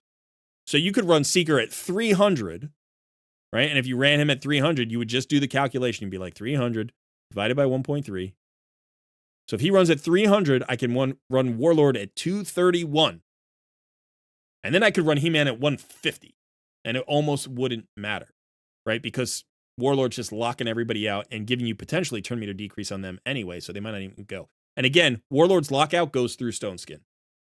And then you have He-Man who goes through Stone Skin. You know, you have a lot of Stone Skin solutions here. Now, one way to make this team work a little bit better if you're struggling with speed is to bring that High Katoon back in, right? And you put High Katoon in here, and she would have to fill the gap. So, for instance, if at this point you're running Seeker or High Katoon, you could run High Katoon faster than Seeker. That would be okay. But if you're running Seeker at 280 or whatever, then you can run High Katoon at 240, and then you can run Warlord and He-Man very slow.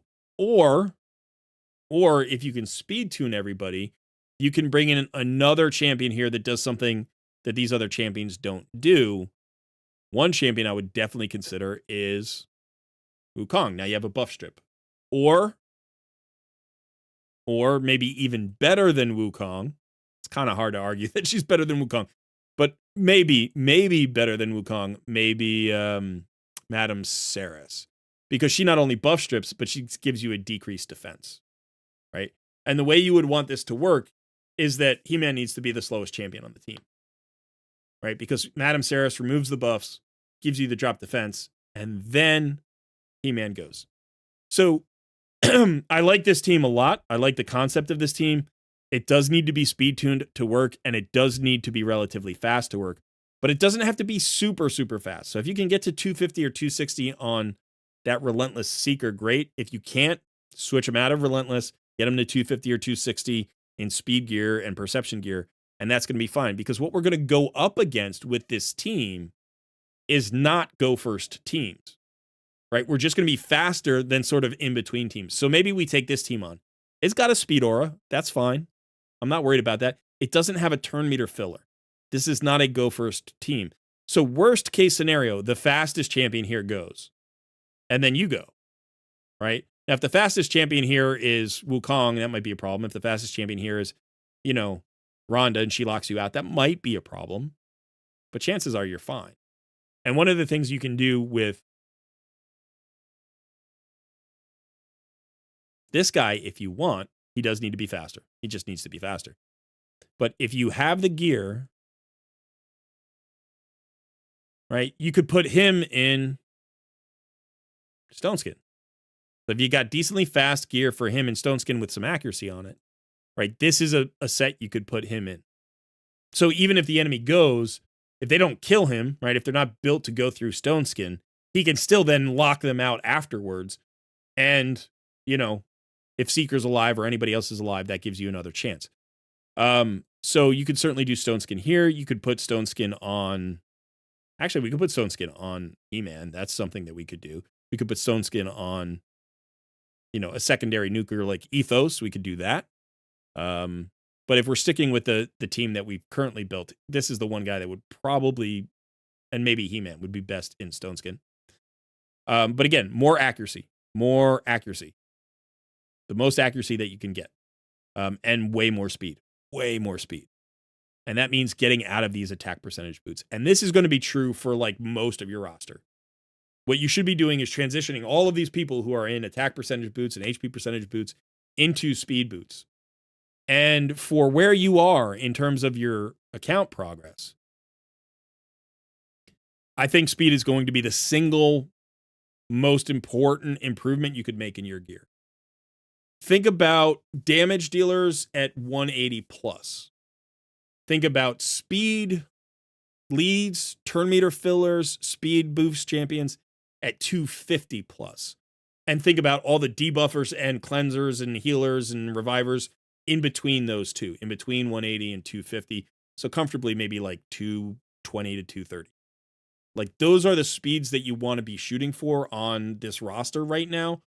And everybody is running at like 114, 125, 148. Like nobody is running fast enough except, I think the only champion that I've seen that's fast enough on the entire roster might be He-Man. Right? Like he's the only one that's actually at the speed that he's supposed to be at for his role, which is 184.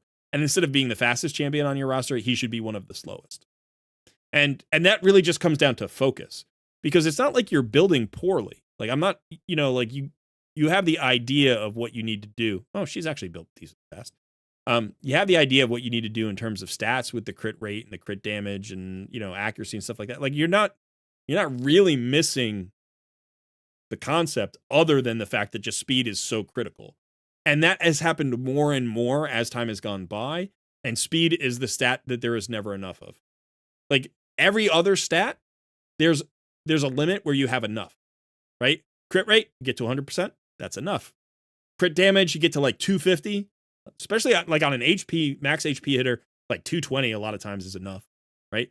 On a debuffer, the exact amount of accuracy you need for every stage of a dungeon or a boss, right? 225 is enough for stage 20 through 25. 425 is enough for all the hard mode dungeons. 550, I think, is the cap in Centranos. It's like, what the cap is. And once you hit it, you don't have to keep looking for more accuracy. Unless specifically you're talking about things like high-end arena or live arena where there's literally no limit. But for all the PvE content in the game, there's a limit to accuracy. There is a limit to resistance.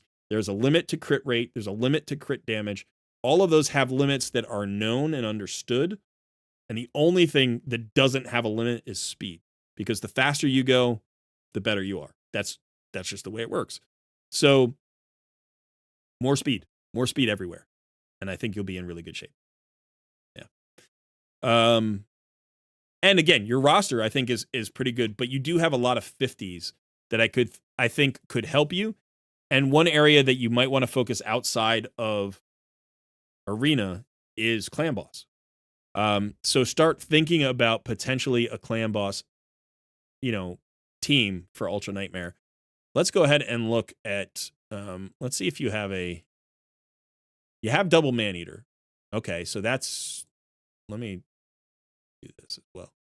So you have double Maneater. So that right there gives you probably like a 3-key Ultra Nightmare team. If you have double Maneater, you can get there. And they're both 60. So it would be just about speed tuning them and gearing them to where you need them. Let's see about, do you have any of these? You've got Helicath and Demitha. Okay, so you got Helicath and Demitha. So there you've got another unkillable option.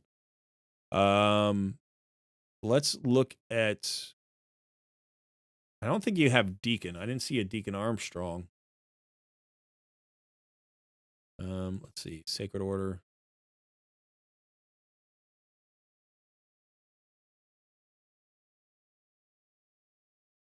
Yeah, I don't see that, but I think you had...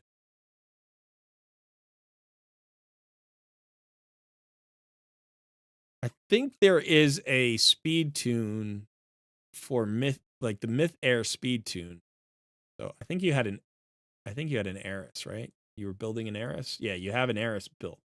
So if you're going for the Myth Air speed tune, I think there's an alternate, I'm not 100% sure. Maybe chat can confirm this for me. That uses Seeker instead of Deacon. So typically, I think Myth Air is Demitha, Eris,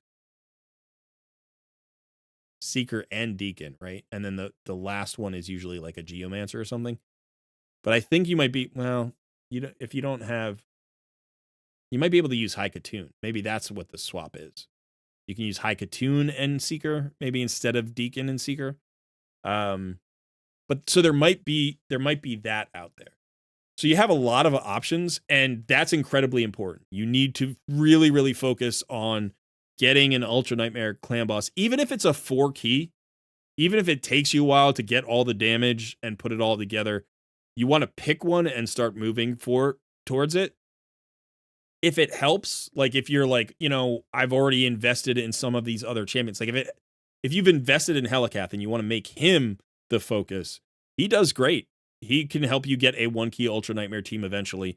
That's what I did for like 2 years. I used my Helikath. I fused him. I got my Ultra Nightmare key, and I used him for 2 years. You have Ninja. There is a Helikath Ninja squad that's relatively, I wouldn't say easy to build. It's not easy to build, but it's relatively accessible. And you can do it with Demitha. That's actually a possibility. There is one of those. You can also do it just with Helikath by himself, where he uses his shield to block the stun. Not the effects of the stun, but the damage of the stun. And usually the way you do that is with a Renegade. So if you have a Renegade, and you do, and you haven't booked her out yet, which is good because you actually want this on a 6-turn cooldown. You don't want it on the 5-turn cooldown. But Helikath and Renegade can build a really nice team with Ninja, which will get you a 1-key Ultra Nightmare, like with room to spare. Mine used to pull down anywhere between like 120 and 150 million on a 1-key. The gear requirements for Helikath are significant. I think you need to run him up above 260 speed. But that's certainly a viable option. That might be the most efficient option. It's better than the Myth Air team. It's absolutely better than the Myth Air team. It will do more damage than the Myth Air team with less gear than the Myth Air team.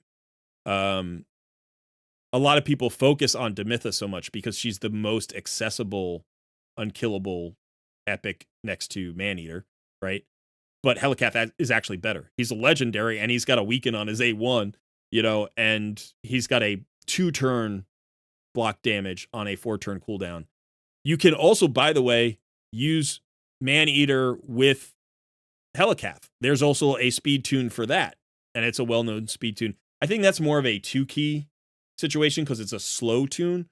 The speed requirements aren't as intense. It's a little bit friendlier. So if you're looking for like something that you can access with slower gear, I mean, Helikath's booked. If you have one Maneater built, and you got this guy's booked. Like you can just speed tune these two guys together. You have to do the research. There's no way to avoid understanding how to speed tune if you want a 1-key unkillable, like an Ultra Nightmare team. There's no way you can't avoid speed tuning. I have a whole series on speed tuning on my channel, so you can go ahead and check that out. That walks you through sort of the basics all the way from the ground up. There's like 4 videos, and it kind of takes it one at a time, introduces you to the calculator. What are speed tunes? How do they work? How do you improve a speed tune over time? What are some considerations that you want to think about in terms of masteries or gear that might break speed tunes, like troubleshooting speed tunes. Got a whole series. I did it like a year ago. Summer, might have been like a year and a half ago. It was a while ago. It was a very good series. It still applies. Clan Boss hasn't changed. So do that research, put together your Clan Boss speed tune. That will accelerate your entire account because you'll get more books, you get more legendary tomes, you can start, creating more 6 stars and booking them out, the legendaries. And then obviously you get shards to get more champions, you get more brews, you get more gems, you get more everything. You get better gear, you'll get more cruel gear and divine speed gear and stuff like that. Actually, not divine speed. I think it's just cruel and immortal. So you get more good gear there, and that'll help you with your gear. But that's probably the most important thing next to arena is to, these two areas are the most important. Some argue that Clan Boss is more important. Some argue that arena is more important. I think it basically depends on the account. I don't think one is more important than the other. It depends on what you're trying to do. They both help you progress in different ways. And if you do only one and neglect the other, I think you're in a bad situation. You need to do both of these areas. So what I would highly recommend the Helicath Renegade comp. I think it's called Batman. It might also require Seeker, actually, now that I think about it. It might also require Seeker. So it's Helicath, Seeker, Renegade, Ninja, and then I think like any 5th champion. I think that's what the setup is. And it's so good. And it will 1 key Ultra Nightmare for you as almost the day you set it up. On like almost every affinity. There might be one affinity where you get like 2 keys or whatever, but that's such a huge improvement from so yeah. Yeah, he's got the Myth Fu as well, you're right. He's also got you probably have access to like 10 different really good Clan Boss teams. You just have to commit to one. And don't worry too much about which one it is. I mean, you have a 6-star Geomancer, you have a 6-star. I mean, I would key in on Ninja because he's got the 6-star soul on him. And so you're going to get that guaranteed brimstone every time. And that's just going to boost your damage. Plus, he's got all the extra stats, the extra speed, the extra accuracy. I would rebuild him, make him your Clan Boss damage dealer. He's a little bit trickier to speed tune, but you can do it with that Helicath Seeker Renegade build. I did it for years. This was my favorite. This was probably the team that moved my account forward the most in the entire game, was getting this Helicath speed tune down. And then in that build, Helicath is a monster in other locations as well. You can use him in Arena, Live Arena. You can use him in Centranos. You're going to use him in Doom Tower. You can use him against Doom Tower bosses. He's absolutely a phenomenal champion. He's one of the best champions on your roster, honestly. And he's being underutilized here. If you don't know, he's got this A1 weaken. It's not a guarantee, but it's 2 hits. Each hit has a 50% chance. But he also has this thing that when he has the block damage up, he will counterattack anytime an ally is hit while under block damage, and it can occur once per turn. So he actually pumps out this A1 frequently. So if you have his masteries done, which you do, so you're going to have the, you're going to have the War Master. You're going to get the Weaken out frequently, and you're going to get the War Master procs out. But it does require accuracy. It's the only thing in his kit that requires accuracy. But again, if it's Clan Boss, you have a known quantity of what accuracy you need to reach. I think it's only 250 for Ultra Nightmare. And then everything else just goes into, the defenses. And if you reach the stats really easily, give him 100% crit rate and pump the crit damage. Let him do more damage in other places. I would definitely lean towards this over the Myth Air. If you've been thinking I want the Myth Air comp, this is a better comp. He is a better unkillable champion than Demitha by a long way. It's not even really close. She's like what you can do. If you spend like 6 months tweaking your Demitha team, you'll get it to a point where maybe it'll do 100 million on a single key. Maybe. But you're going to start at like 60 million. He's going to start at 100 million and work his way up to 150. It's just, the comps are so much stronger because you don't need 4 champions to get to the unkillable state. You only need 3, or sometimes only 2. And that means you can bring in more damage dealers, more utility champions. You get more debuffs. You get more, hard hitting nukes. And so that's what I would highly recommend you do.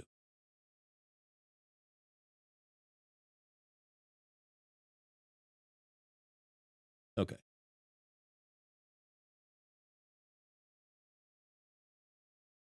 Yes, he also hits through block damage. Yes, he does. Which is useful against champions like Odin in Arena. Absolutely.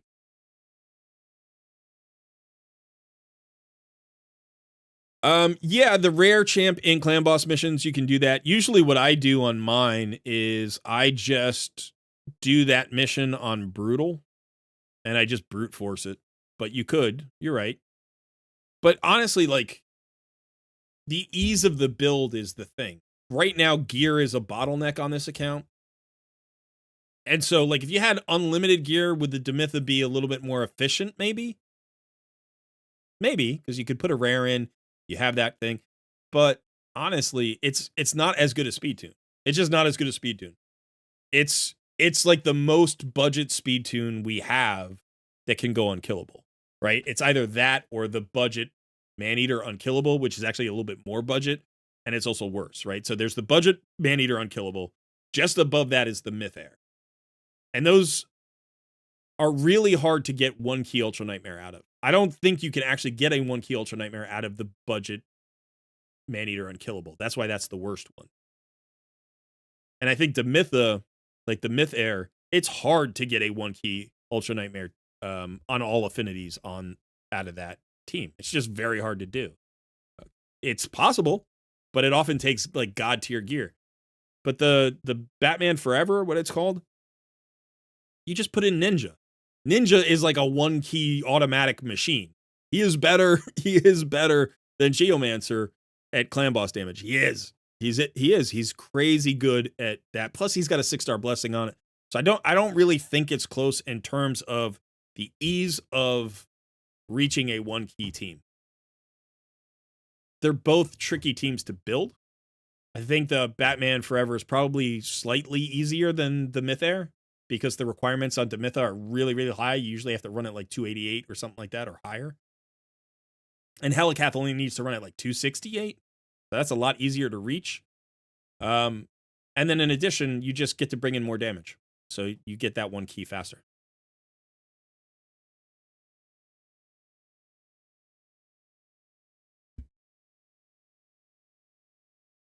Use Mythu with Skrank and get 1 key all affinities. There are a lot of teams that can get it, but again, it's dependent upon, gear. Yeah, so Sharp, listen, I think, the thing to take away here is that you've got a good roster and the basics have been pretty good, but the 2 things I would focus on is for your entire roster, get way, way more speed onto everybody. Everybody. From damage dealers to supports to speed leads, everybody needs more speed. And then the second thing is, concentrate on Arena, concentrate on Clan Boss, and those are the 2 areas that are going to really boost your account. If you're motivated, if you feel like playing a little bit more these days, then I would say go for it because you've got a really cool foundation here. You've got a really great, fun roster to be able to do a lot with just a few champions. We're talking about how many 6-stars you had, to start with. And it's like, okay, so you got 42 6-stars. But really, by the time you get, say, 50 or 55 6-stars, which is not a huge amount, if you pick the champions according to the areas that we've talked about, who you're going to level up, and if you focus on the high value champions that are at 50, that you can level up to 60, you're going to have a crazy powerful roster with only, 50 or 55 champions. That's how free to play works. Getting more value out of your entire roster by building your roster carefully to cover as many areas as possible. But, the fact that you have Ethos and you have Warlord and you have a 6-star blessing on your Ninja, like these are huge advantages that a lot of free to play players would love to have. And then you've got all of those great login champions, and you've got your Helicath and your Seer and stuff like that. And that's really just going to, flesh out this roster. You don't need a whole lot else.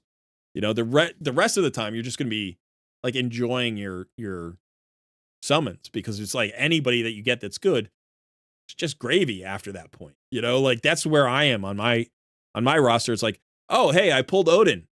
That's awesome. What do I do with him? You know, it's like, and I can just mess around with him and try to find a good spot where he brings me value. But I can invest in him because I don't have to invest anywhere else. I'm already doing everything in the game. And you have a roster that can do the same thing that my roster has done. It's just going to take a lot of time in terms of investment in gear and, you know, speed tuning and composition crafting. But there you go. Speed, speed, speed. That's right. That's absolutely right. So any questions before we close this one out? Or how do you feel? You are very welcome. You are very welcome. I'm glad I could help. And keep me updated. As always, I say this to everybody who I do a takeover for. Shoot me messages. Shoot me screenshots. Ask me questions. I love to see how the takeovers have impacted your progress. And I love to see, you know, when you make breakthroughs and all those things. So certainly, you know, give me a shout out every once in a while. And congratulations on winning the first takeover 2025. I'll see you in 2026, buddy. I'll see you next January for the next takeover. All right, so I am going to do a reset here of the reactions in Discord. And I'll go over all of that information in just a second.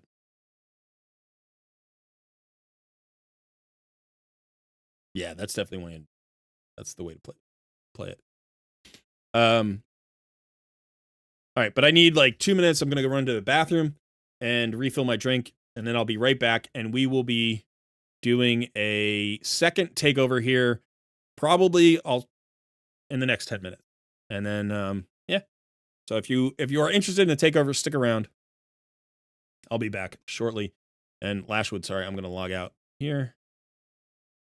And let me go ahead and maybe just pull up my account. Sometimes when I go to the bathroom breaks, like people just disappear. Like I go from like 150 viewers to like 80 viewers in 3 minutes if I don't have something on the screen, because people see. I always thought like the logo would be enough, but maybe I should get like a, you know, Colred will be back soon countdown with 3 minutes. Like maybe that would keep people here in their chairs watching the live stream. But yeah, I will be back in 2 or 3 minutes, and we'll do another takeover.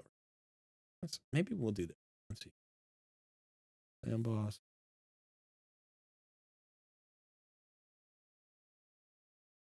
No, it shouldn't be a clan boss. It should be something else.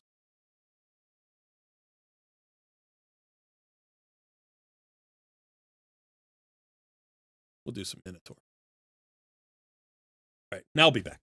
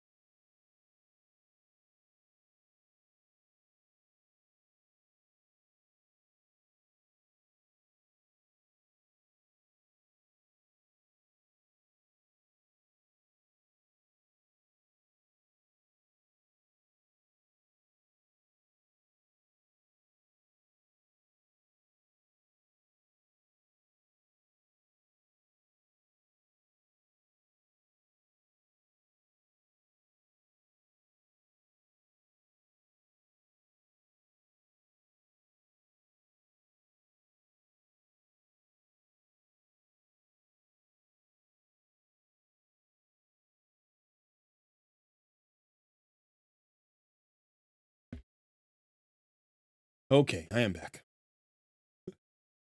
So if you are looking for a free account takeover and you've never done this before, this is how it works here on Colred Plays Raid Shadow Legends.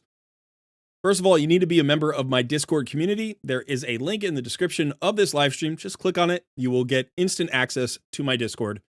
In the Discord, you want to scroll down on the left-hand side until you find an area called the Coaching Corner. There's a channel in the Coaching Corner called the Wheel of Takeover. In that channel, there's a message. It says, react to this message for your chance to win a free takeover. Go ahead and react to that message. You can react once or 1,000 times. You can use all of the reactions, any of the reactions. It doesn't matter. You'll be entered once onto the Wheel of Takeover. We'll go ahead and spin that wheel, and then the winner will get the takeover. Now, quick note, if you missed it before, I have reset everybody's counters for takeovers. So if you have won a takeover before, except for the very last the first person who won, you are eligible, but you can only win one in the next calendar year. That's the new rule that I've implemented. It used to be 90 days, but we're avoiding that now. We have so many more people who want takeovers, so we're going to try to get as many people account takeovers as we possibly can. So one per calendar year. And, we'll probably do this 45 or 50 weeks. So we're hoping to get, close to 100 takeovers this year. Like I said, we have 170 viewers right now. So that means not everybody can get one. But this means also that I don't think it's good to double up. So if you get a takeover, that's going to be your one for the year. And that's it. That's basically it. So let's check chat real quickly. Peckham Halder is in the house. Good to see you. Sean Mallet. Love to see the names. Matthew Hodgson. All these people are back. We've got some new names as well. But yeah, it's awesome to see everybody. Juan, good to see you, buddy. Ibtisam Bhatti. That's a fantastic name. I hope I said that at least close to correctly. Hey-ho is here. Christy is here. See, Christy, how you doing? Bagpuss Cat is here. Happy 2025, everybody. Kim Beck, good to see you. Nico, you just started the game 3 weeks ago. Well, welcome to Raid and welcome to the live stream. All right. Yeah, okay. Just a quick shout out, I guess, or a quick note. If you don't know, I do offer paid takeovers. So if you don't want to wait for your one takeover of the year, or if you've already had it or whatever, and you'd like a second one, just shoot me a DM in Discord and I can give you all the details in terms of pricing and scheduling. And I'm happy to be, pretty flexible with that. It's tough in terms of scheduling, honestly. I've had people reach out before and it hasn't come together, primarily because with the baby, you never know how your schedule is going to happen from week to week. But that being said, I can give you the schedule and we can try to work something out. Hair King has joined the Barbarians. The Horde grows. Welcome. Welcome. We've got a new member. That's absolutely awesome. Hair King. Cool. Thank you.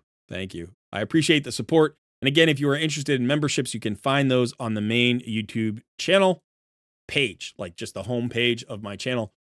You just click join and it'll give you all of the membership options and list the perks and stuff from those membership options. And that's just another way to support the channel if you're interested and get some cool perks along the way. Xu Zhen, it's not even close. She's way better than Astrid. Like, I love Astrid and she's good as an arena speed lead. But the difference, and I have them both on my account, and I used to run Astrid all the time, and then I pulled Xu Zhen and I just stopped using Astrid. The difference, first of all, is the turn meter fill is a little bit more. It's 20% instead of 15%, right? And it's a little bit more turn meter decrease, 20% instead of 15%. So this skill gives you what Astrid would give you, right? She gives you 15% turn meter fill and 15% turn meter decrease. But, and I know that Astrid has an AoE weaken, which is awesome, and she has the increased attack, and that's awesome. But this is the skill that's really the difference maker, which is that you can not speed tune, right? If Xu Zhen is just your fastest champion, you can make any of your other champions go next.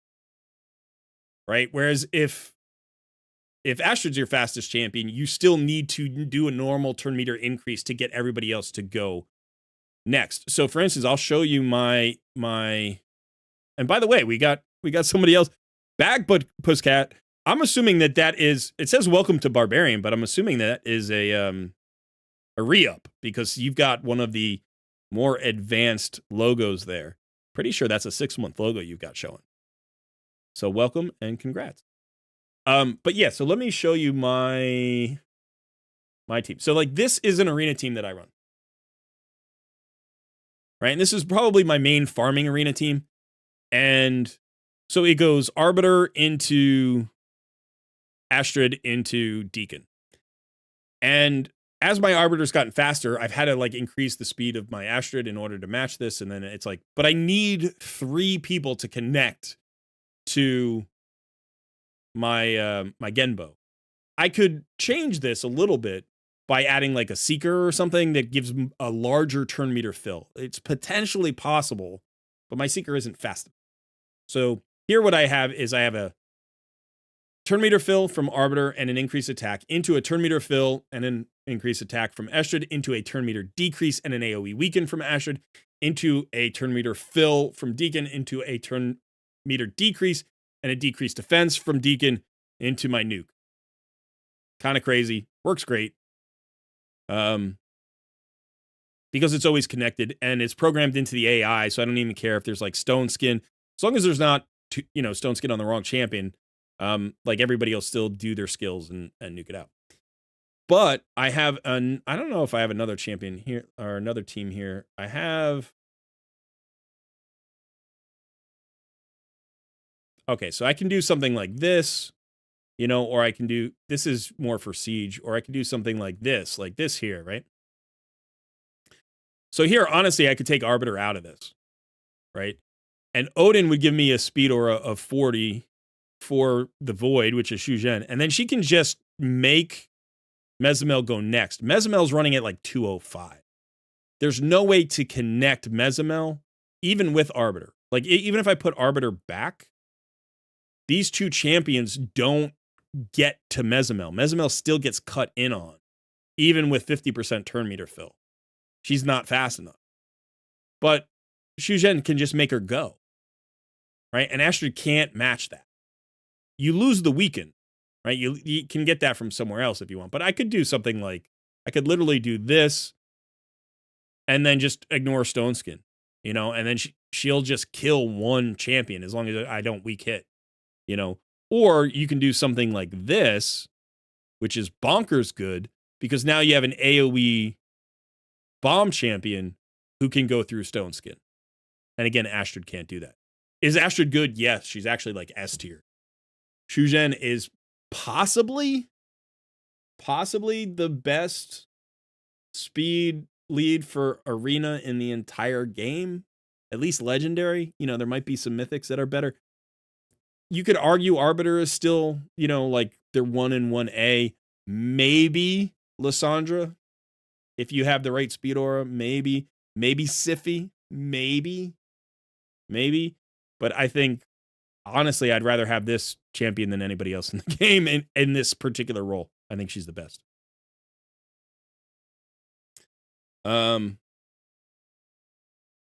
Does Astrid's blessing help if you're talking about the intimidating presence? Yeah, intimidating presence happens regardless of where the champion is.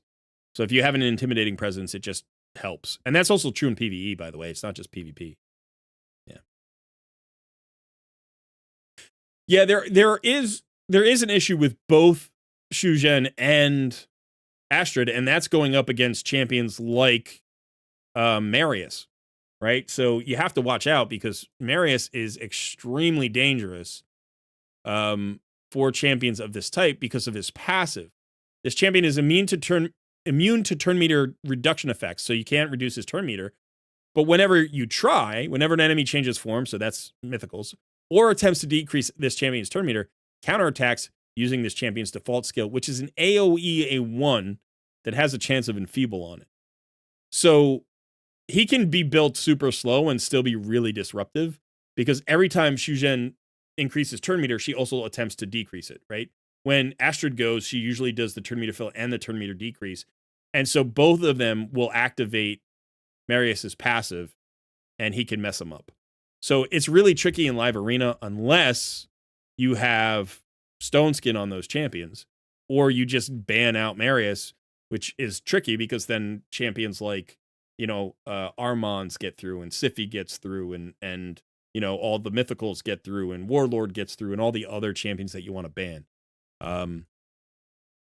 Marishka, so it's tricky working around Marius with those leads. Whereas Arbiter is not at risk from Marius, right? So Arbiter's a better speed lead into Marius than Shuzhen or Astrid.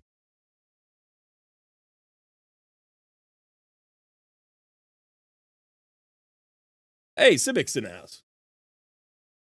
Yes, you should. You should. She's phenomenal. She is phenomenal. She has given me, by herself, she has given me an additional 600 points of live arena. Like when I go to live arena, and I'm still not done, I don't think. So where am I at live arena? I'm 3649. So I think probably when I pulled Shuzhen, I was around 3100, something like that. Maybe a little bit lower or a little bit higher. But she's given me at least 450 or 500 points, if not more, of live arena points. Basically just her. Just the addition of her. So. Ooh, Bagpost Cat going up to Shadowkin. All right. So when you're in a barbarian level tier, we say the horde grows, right? When people join the barbarians, because the barbarian horde, that's a thing. But we're always trying to figure out sayings for the higher tiers. So for the Shadowkin members, what do we say? What do we say when somebody joins Shadowkin? You don't want to say the shadow grows, that would parallel it, but it'd be too much of a copy, right? So what do you think we should say for a Shadowkin membership? I'm curious. Welcome to the Shadow Zone. Welcome to anything is a little bit, right? Welcome to Wrexham. Welcome to Dairy Queen. Welcome into McDonald's. Can I take your order? Enters the shadows. I don't know what to say. I honestly don't. Shadow shading. Under my shadow. Enters the shadow. Arise. Well,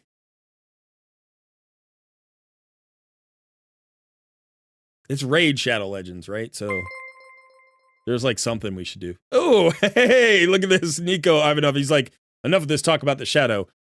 The horde grows. Welcome to the barbarians. That's awesome. Thank you for supporting the channel. I appreciate it. Shadow Realm.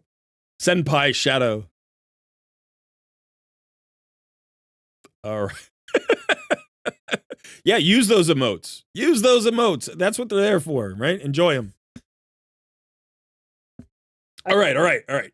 So back to I don't even know what happened to my description of how to get a free takeover. But again, you have to be a member of the Discord community. You react to the message, and you get one a year. Oh, I never finished the second half. As soon as you win, I'm going to DM you. I want you to DM me back your login information for your Raid account. So that means your email address and your password. And then you want to tell me what kind of account takeover you want. I'm going to give you a special role so you can join me in the voice channel. I am in Discord. This is cracking me up because it was 10 minutes in between the first half and the second half. But yeah, you can join me in my voice channel. I want you to do that and mute the live stream because the live stream is 10 to 15 seconds behind. And so if you're in the voice channel, then you can hear me in real time, which is much better. And then you can answer my questions. You won't be able to talk, but you can DM me. See, Christy upgraded to a Shadowkin. Now we got 2 more Shadowkin. We need it. We need a saying. We need a saying for the Shadowkin. I don't want to do a welcome to because we're making fun of that. I was going to be welcome to the family, right? Shadowkin, it's kin, it's family. Welcome to the family. But that feels now that I made fun of it, I shouldn't go that way. But see, Christy, congrats. Thank you. I appreciate you. Embrace the shadows. I love it. I love it. Embrace the shadows. Our new member picked the winner. That's what we're going to do. For now, at least. I don't know. Maybe I don't know if I'll love it in a week. But for right now, I love it. It's the best one I've seen. Arise from the shadows. As in solo leveling. Faction is growing. The darkness grows. Ooh, that's a good one, too. Embrace the shadows or the darkness grows.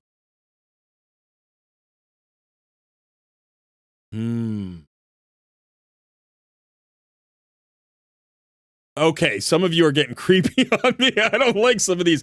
All right. I'm going to put up a poll real quick. All right. When I say real quick, it'd probably take me like 2 minutes to do this because it's always a little bit weird doing a poll here. Okay. So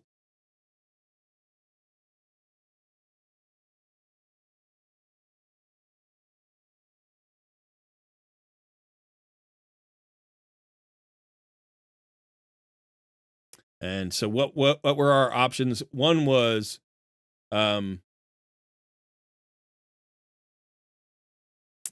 embrace the shadows. And another one was the darkness grows. Is that what it was? That's true. We already have the horde grows, right? But that's okay. I don't mind.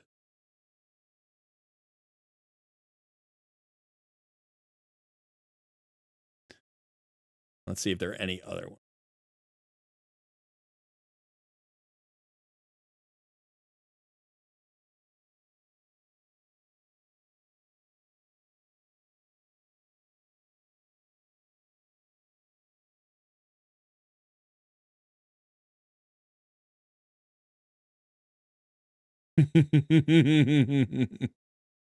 I'm just reading these and I'm like, I'm trying to think of my own now.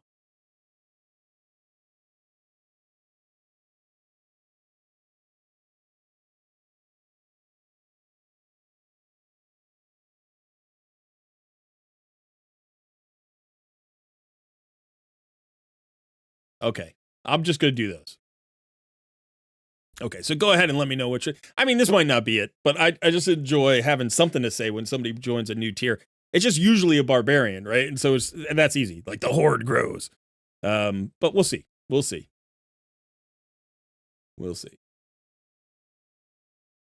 Okay.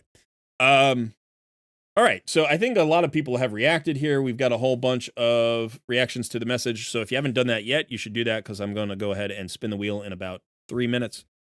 And then we'll get this next one started. Got 184 viewers right now. That's a pretty good Takeover Tuesday. I wonder if it's just because it's been a while since I've done one, or maybe more people have joined the channel recently, or they just have an opportunity to check out the live stream, which is cool. So, yeah, anything else that I need to do here on my account? Oh, I need to do some 3v3 arena, that's for sure. Have I seen the new Fusion, the Mad Hatter, and what are my thoughts? I have not seen the Fusion yet.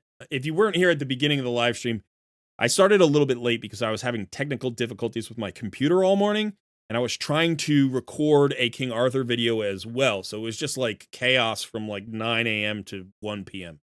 And so I haven't had a chance to look at any of the raid news for today. At the very beginning of the stream, we looked at Alice, who I guess is the login reward champion. She looks very strong. And in fact, I think she's going to be kind of a crazy bonkers addition to the game because everybody's going to get her for free. And for whatever reason, it seems like Raid likes to give us meta-breaking arena champions as free logins. Like, not all the time, not every single time. But when you go back to, like, UDK, he just broke the meta for, like, you know, low arena. Not platinum arena. He did stuff up there, too.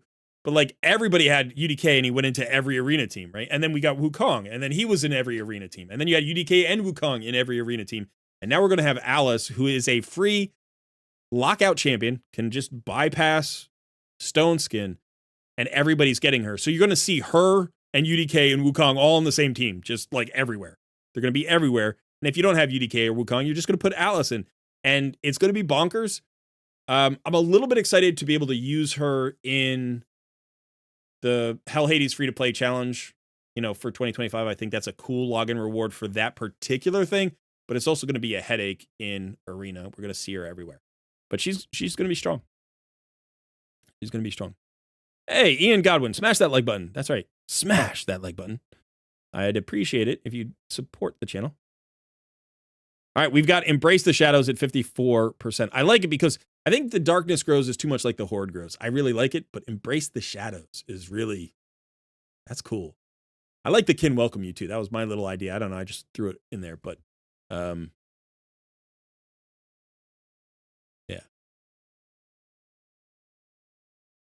I don't know. Embrace the Shadows is pretty good. So we've got The Horde Grows and Embrace the Shadows. She is more of a mini Yumiko. Yeah, she's actually more like a warlord. That's what she is. Yeah. Taz, good evening, Cora. Missed the start as watching anime with the wife, so I'll catch up tomorrow, but hope you're doing good and Happy New Year. Congratulations that you have a wife who will watch anime with you. That's pretty fantastic. I love my wife to death. She's awesome, and we do a lot of things together. We try to do a lot of things together, but she's not interested in anime at all. And honestly, that's okay. That's fine. I don't blame her for it. But it's just, I think there are a lot of people who would like to be able to watch their favorite types of shows with their partner, and you have one who will watch anime with you. It's great. I'm sure my wife would like me to watch her favorite shows with her too. I mean, she always is trying to get me to watch movies that I don't want to watch. So it's one of those things where that's one of the main things that we do, especially during the winter together, right? Like late at night, we put the baby down and then we have a couple of hours before we go to sleep and we pick a Netflix show or whatever to watch. And the one that we've both enjoyed really the most over the years has been the Great British Baking Show, actually. So we do like reality competitions like that. We seem to both like those. And then I think the other one, the one sitcom that we really enjoyed together was The Good Place. We both seem to like that one. We struggle to find sitcoms that we like because we have different senses of humor. Like we like different kinds of things. And then right now we're watching Welcome to Wrexham. I mentioned that earlier. And she's a good sport because she's actually kind of interested. Like she loved Ted Lasso. And so I think that's what made her willing to watch the Welcome to Wrexham thing. And she's actually pretty into it. So I appreciate that she's willing to watch like a sports-based, show.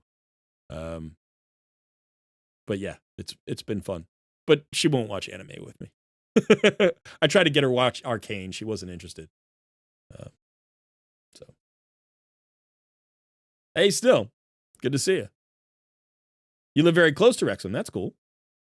Bake Off is brilliant. It's awesome. And there have been shows like, what's the glass blowing one? Blown Away, I think it's called, which is kind of a similar format. And then we also like the pottery one, which is like the Great British Pottery Throwdown or something like that. Something like that. And that's also really good.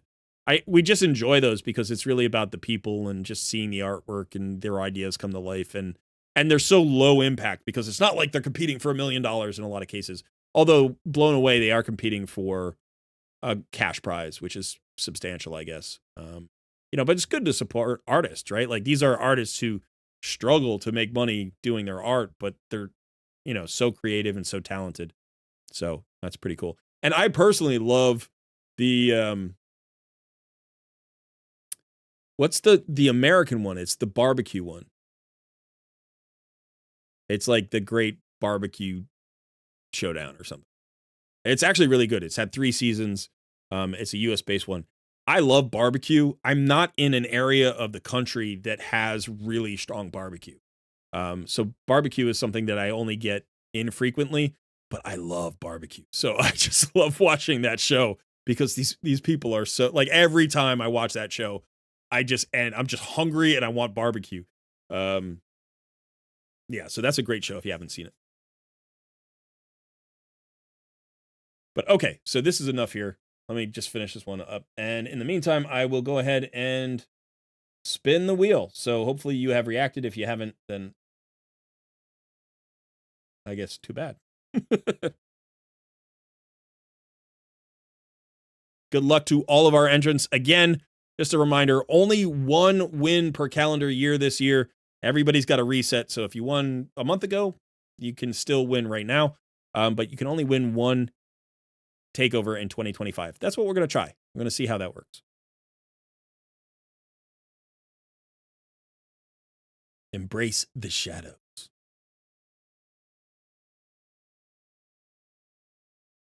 That was pretty cool. That was fun. I enjoyed that. Frying pan. Frying pan, you literally won. When did you win? You won not that long ago. Did you win like last month?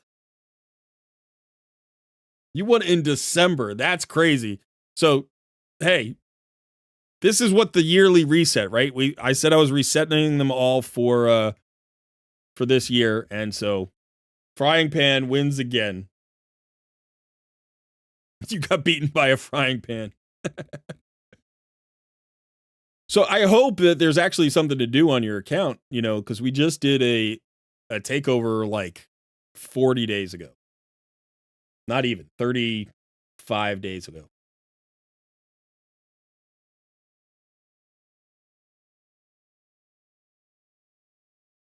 Go ahead and shoot me your login information because I don't have it anymore. I don't think I have it. Well, it might be up there. I guess I could. And you have a 2-factor.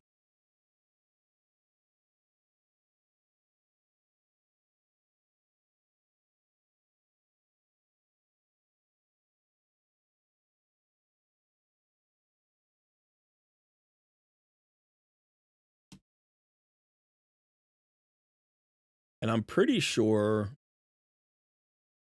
Frying Pan, you already have the, you already have the roles. So you can join me in the coaching voice whenever you're ready. I'll tell you what happened, though.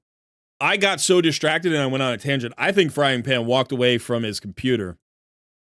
And a rule I have here is that I only wait 5 minutes because there are so many other people. So, Frying Pan, I hope you come back in the next 5 minutes to get your free takeover. Make sure you shoot me a message. In the meantime, everybody else is going to be rooting for you to not get back from the bathroom or wherever you are in time. Hey, Cody, you have an important question. Is it possible to speed tune Elva and Maneater for a clan boss Ultra Nightmare? So Elva brings a speed buff. And there are speed buff speed tunes. I don't know if Maneater is part of any of them. You would have to check Deadwood Jedi's site. So I don't know off the top of my head. I can't recall one where you would get a Maneater speed tune that way. Maneater is, of all the unkillables, Maneater is the weirdest one to speed tune because he has a 2-turn buff on a 5-turn cooldown. And everybody else has either a 2-turn buff on a 4-turn cooldown or they have a 1-turn buff on a 3-turn cooldown. I guess technically, what's his face? Warcaster has a 1-turn buff on a 4-turn cooldown. So he's the only one with a 5-turn cooldown. And as a result, he just got weird speed tunes, and I don't know all of them. So.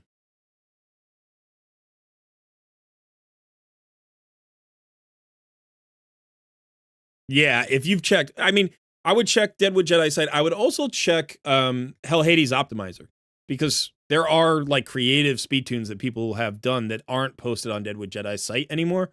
You know, there are just too many that have been created over time. So if you have the Hell Hades Optimizer and you can get it for free, I would recommend doing that and checking. Yeah.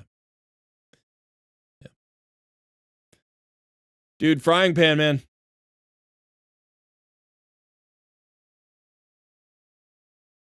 You got like 2 minutes.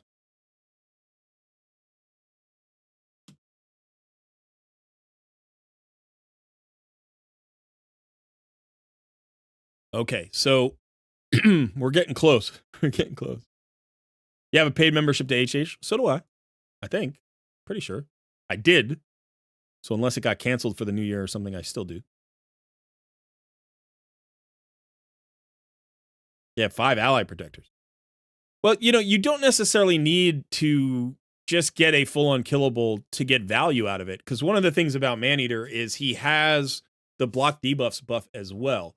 So potentially you could put that block debuffs buff up, use him that way. It'll protect your stun target. And maybe if your stun target is an ally protector, the ally protector will help the rest of the team during the AoEs, you know, and if you have it set up the right way, it might work. Or it might even be that like Maneater can help your ally protector by protecting him on. I mean, it's not the same as a block damage, so it's a little bit tricky. But he's also got the decreased attack on his A1, and he hits pretty hard. So he's just a good all-around champion.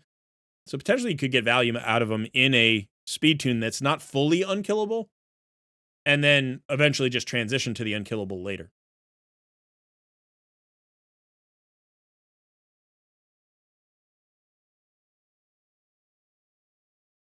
Okay, so I am sorry, Frying Pan, but we're going to call it here.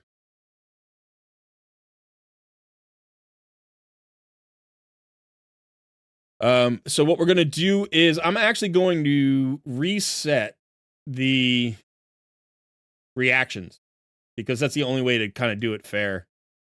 So I'm going to remove all the reactions. So everybody who is currently here, if you want a free takeover, go react to the message in the Discord. I'm going to give you 2 minutes. I'm going to give you 2 minutes, and then I'm going to go ahead and spin the wheel. So that way, at least, don't walk away from your computers. Don't walk away from your phones. Like, if you're watching, be here. And we'll give it away to somebody else. And you know what? That happens. That happens more frequently than you would think. People do that. So, yeah, we're going to do that. Kira is really good. Anchorite, Ninja, and Undead Poisoner. You're talking about Frozen Banshee? Yeah. Anchorite's a buff extender, but I mean, that would help with ally protection. You can't extend unkillable buffs or block damage buffs, but you can extend ally protection. So, what were the things I do on takeovers? I do everything, but a couple of things. One is if you ask for a gear cleanse, I am capping it at 20 minutes. I'm not doing more than 20 minutes of gear cleansing. So it'll be more of like a coaching session on how to gear cleanse and then a mini gear cleanse. And then we'll move on just because I don't think it's excellent content. Like, I think it's okay. It's good to see every once in a while, but I don't want to do an hour and a half of gear cleansing. I think that's boring. And I also don't like it myself. And then the second thing is I am willing to take on Chimera, but I've never done a Chimera takeover before. I'm not an expert on that fight yet. I don't think anybody really is, but I'm not near the top. You know, like, I haven't had enough time to dig into that fight to really feel comfortable with it. But we could certainly theory craft and kick it around if you're interested. But otherwise, everything else is open. No, you can react multiple times, but it will only enter you once into the wheel. Hey, Scott. I hope the chicken wings are good, man. You've got about 15 seconds to react to the wheel, to the message right now, Scott, if you want to get your free account takeover, because I am going to spin it in about 12 seconds, about 9 seconds, in some number of seconds, in just a few seconds. I'm going to spin. All right, so good luck to all of you out there.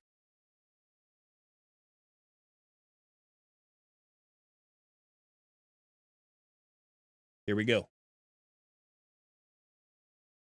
And let's see what's going on in my account here. We'll do one more. We've only got one more.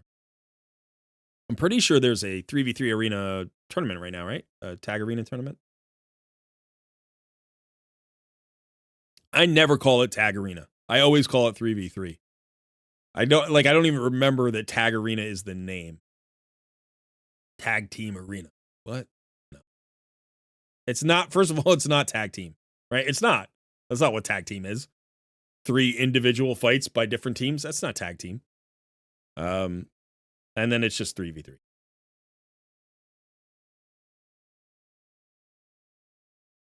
And Turu Tate. Well, I'm sure that has a lot of accents on it, and so I'm sure I'm not. Oh, it's supposed to be Andrew Tate. Okay. Well, listen. Tate, congrats. I'm going to shoot you a message.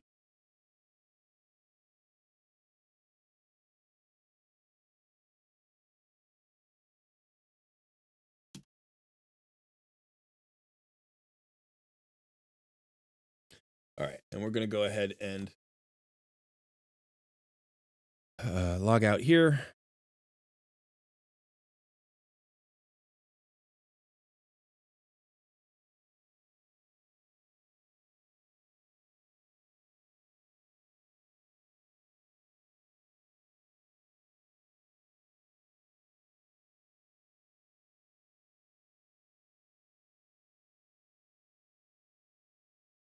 All right, we're on our way.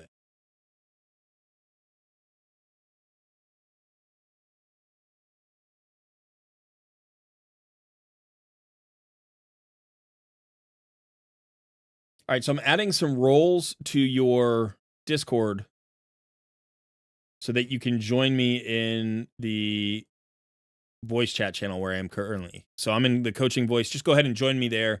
Mute your live stream so you can hear me in real time. You won't be able to use your microphone, but you'll be able to hear me and respond more quickly through DMs if you're in the voice channel. And it's Sean here in in the live stream. So if you're wondering who it is, it's the guy who just said, hell yeah.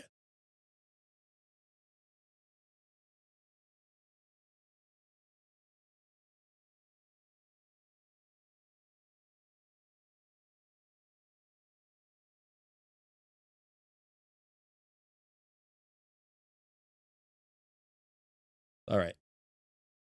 So once again, we do our little breakdown.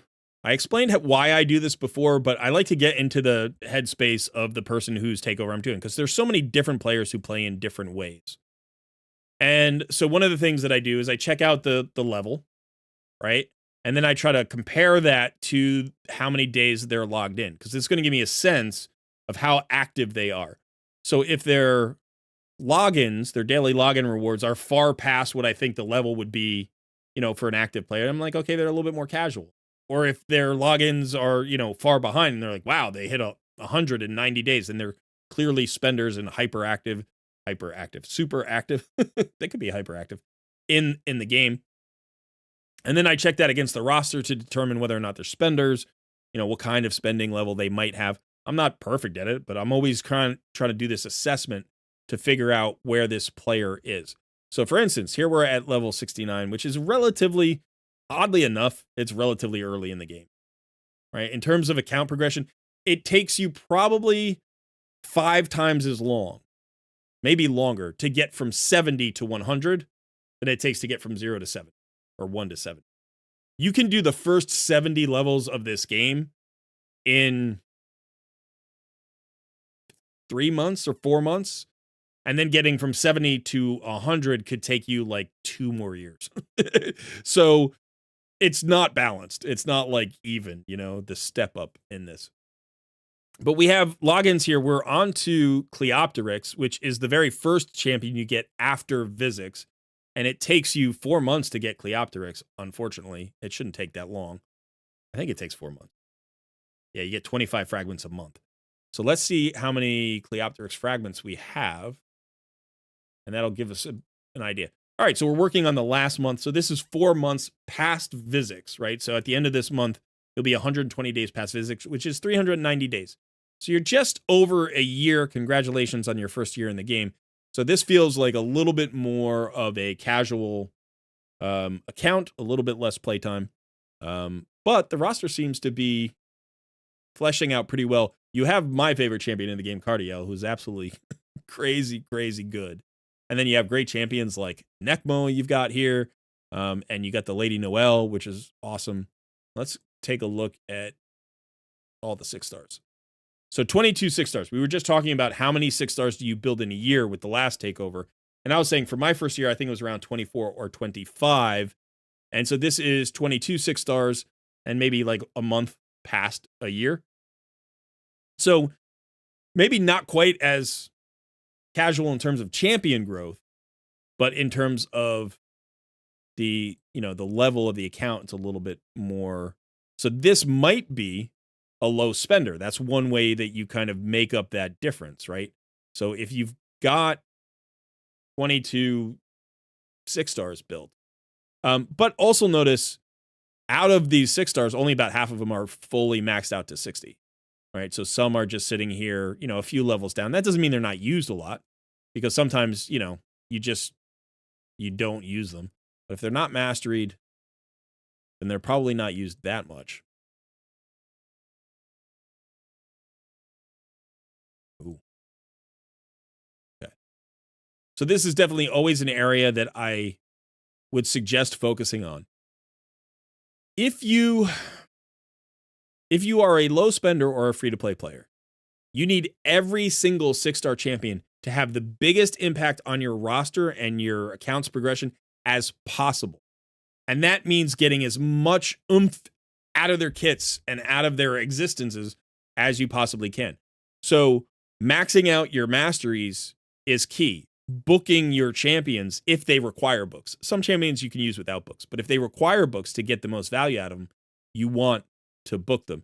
And then gearing them appropriately, making sure that you have all the accessories, having them fully ascended so that they can use all the accessories. And again, if you just leveled one up and it's taking a little while, I get that. But in terms of, long-term health of an account, you want, these champions to have their gear maxed out. You want them to have all of the things that they need. If they have a blessing, you want the blessing picked, and you want the blessing to make sense for how you use that champion. And so there are a lot of different little ways to add power to a champion over time that's going to make that champion more powerful. Hey, Darren, good to see you, buddy. And Miss Lika. Yuki, how you doing? My clan leader here. And my King Arthur's clan leader is hanging out. Okay. So,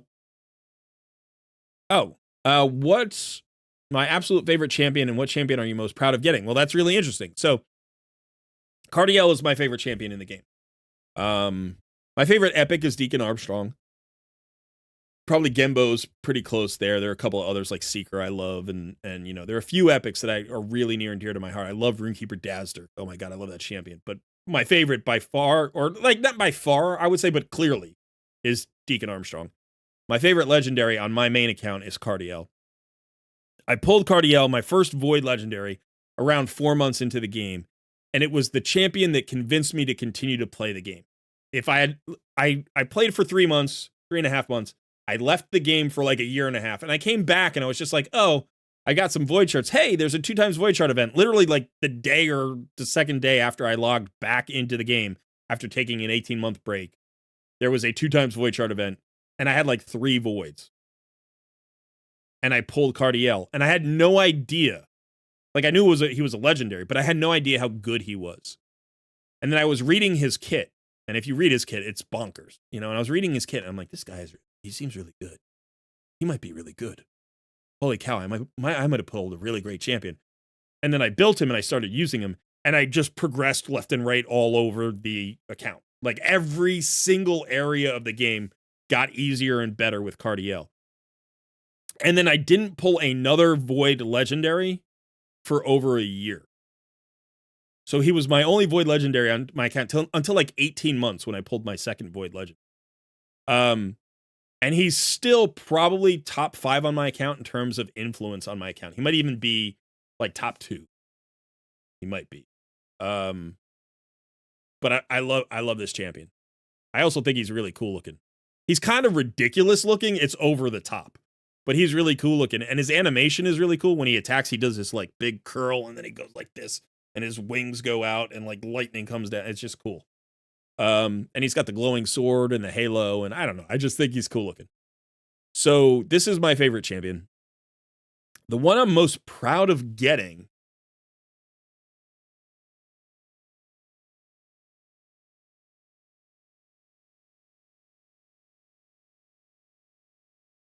That's hard to say. The champions that like were really impactful. Like when I got Nair Gigante Archer last year on my free-to-play account, on my free-to-play challenge account, which wasn't even my main account, that was incredibly rewarding. And getting her on my main account, when I got her during a 10 times event, like pulling her from a shard on my main account was really satisfying. But I don't feel like I earned it when I pulled her from a shard. Like I feel like I earned her on my Hell Hades free-to-play account because I tried very hard to get her, and I did. Although I was still extremely lucky. that I had the opportunity to get her.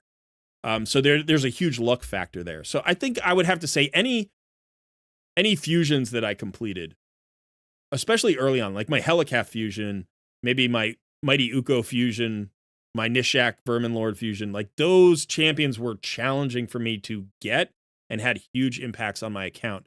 So I'd say any fusion I'm probably the most proud of. But it's not hard to do a fusion now. It was much harder to do a fusion back then. So probably Helicath.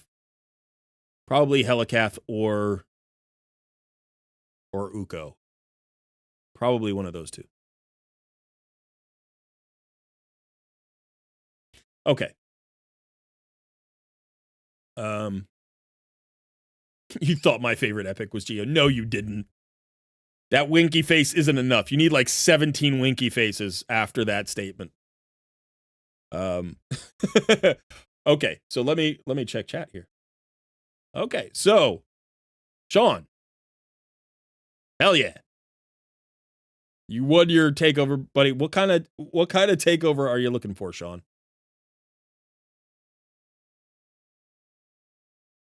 You'd like for me to take a look at the Hydra teams, getting one team for normal and one for hard. Okay, let's do it. Let's do that. All right, so Hydra. I haven't done a Hydra takeover in a while. I like doing Hydra takeovers. I haven't done a Hydra takeover since they changed Hydra. I don't think. But we want one for normal and one for hard. We're going to start with hard and work our way backwards. We're going to see if we can get a good hard team going. We don't have any Hydra keys.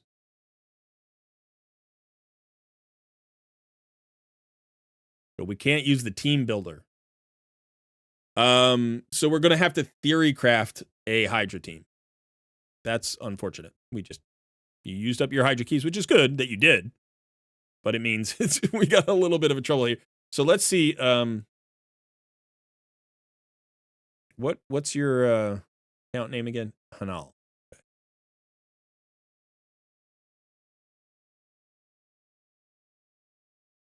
You guys haven't unlocked Brutal yet. Okay. So here you're getting 26 million on one key. And this is a good team. This is a very solid team. I'll have to look at your builds because right now you're missing a hex, right? Yeah, I know. You get the Hydra quest and you got to complete it. But it looks like you're missing a hex. You have you kind of have a provoke from UDK, but yeah, so let's take a look. I just want to see. Now you have Lady Noelle, who is a very good champion and potentially could be a good champion. Like I think she's okay for Hydra without Sir Nicholas. With Sir Nicholas, she gives you some interesting options. But you're basically getting a speed buff here. You get a heal, which is a pretty good heal. You do have a revive. It's always nice to have a revive. But I don't know that she's the best for Hydra. Let me take a look. Do you have an Inquisitor Shamil? You do. Okay. So we've got a pretty good combo here. I know he's only 5 stars and he's level 31, but this is a guy that you're going to want to focus. You eventually outgrow Inquisitor Shamil, I think. You know, at least for like Ultra Nightmare, typically you're going to want different champions and you're going to get away from this guy. But he's still extremely good into late game, I would say, for things like hard and brutal Hydra. I have 2 copies. I still use both copies. But he doesn't always make it into my highest tier team, depending on the rotation and what I'm feeling at that time. So, but this is a really good guy. What he does is his passive removes true fears or fears from an ally, and then instantly shoots the enemy that tried to place that. So this is the best solution in the game for the Head of Torment. And basically what you want to do is you want to solve all of the heads individually and then include all of those solutions. So if we look at maybe we'll just look at the guide for a second so people can see the solutions. Or like what the heads. No, I can't look at the guide. Right. Okay. So for the head of mischief, the head of mischief steals your buffs, and then potentially, and can spread them to the other heads, and then also potentially can't be hit unless you have a hex on the head of mischief. And the head of mischief is the fastest head. So it's the head most likely to devour your champions. So not being able to hit it is a problem. And there are two approaches to being able to hit it. One is to bring a lot of AoE damage, and two is to bring a hex, because if the head is under a hex debuff, then you can target it. Or like, you can target it anyway, but what happens is when it doesn't have a hex debuff, 75% of the time, it like tricks you into hitting one of the other heads. So you miss it 75% of the time, and therefore you can't get your allies freed. So we want a hex debuff, preferably an AoE hex debuff. The second thing that we need is a provoke. The provoke is for the head of decay, I believe. And the head of decay is the cleansing head. So when you debuff the Hydra heads, the head of decay will cleanse those debuffs off. But if you provoke the head, it's the only head that can be provoked, then it has to, take a turn and attack with the provoke up, and then the next turn it can cleanse. So you want a provoke that comes up a lot, frequently, all the time, so that they never cleanse their debuffs. For the head of mischief, I forgot, you also want to block debuffs. I'm sorry, you want to block buffs that head, potentially, or at least have a buff removal, because you need to get the buffs off of those heads. So the head of mischief and the head of decay are the most important. After that, you have the head of torment, and every time you hit the head of torment, it puts a fear on your champion. There are only two ways to avoid this. One is to have a veil or perfect veil up. If you have a perfect veil up, it doesn't place the fear. You can't resist the fear, and you can't block the fear, right? So it has to be a perfect veil. The second thing that can happen is that Shamail can remove it before it does anything. So basically, he's the other solution other than perfect veil, okay? So now that's the third head solved. And then the fourth head that we worry about is the head of wrath. The head of wrath has a counter. The more times you hit it, the counter counts up, and at 15, it does a massive nuke to your team. And there are two ways to handle this. One is you can avoid, actually, I guess three ways. One is you can avoid hitting the head with single target damage. You just single target all the other heads, and you leave the head of wrath alone. And then its counter takes a really long time to count up. But that's hard. Most good teams include a lot of AoE, like AoE slows and AoE hexes and stuff like that. You're going to hit the head of wrath. The second way to handle it is to make sure that it always has a decrease attack on it, because that will reduce the impact of its nuke. And then the second or the third way to deal with it is bring a lot of defensive buffs and like potentially revives or revive on deaths. So then when it does nuke you out, that doesn't end your run, and your team either gets revived or survives the hit. So those are really what you need. That's what you need to do. There are two other heads, but they're much less important. Those are the four heads you really have to deal with. So what that means is every complete team will bring in a provoke, an AoE hex, a block debuffs buff, a decrease attack or some other way to deal with the head of wrath, and a method for solving the fears from the head of torment. You need those 5 things on every team. In addition, you want a AoE slow if you can get it, because the slower they run, the better off you are. That's easier to keep your provokes up and stuff like that. And then finally, an increase speed buff and turn meter fill for yourself. You want to go fast, again, in order to keep all of the debuffs up, especially the hex and the provoke. That's 7 things you need from a team. And then you need damage. And then maybe you need cleanses. And then maybe you need block debuffs. And then maybe you need heals and revives. There's so many things you need. So you need champions that do a lot of things. And I always start by taking them in sort of an order of priority. So what we want to do is we want to look for your provokers. Who are your provokers? Right?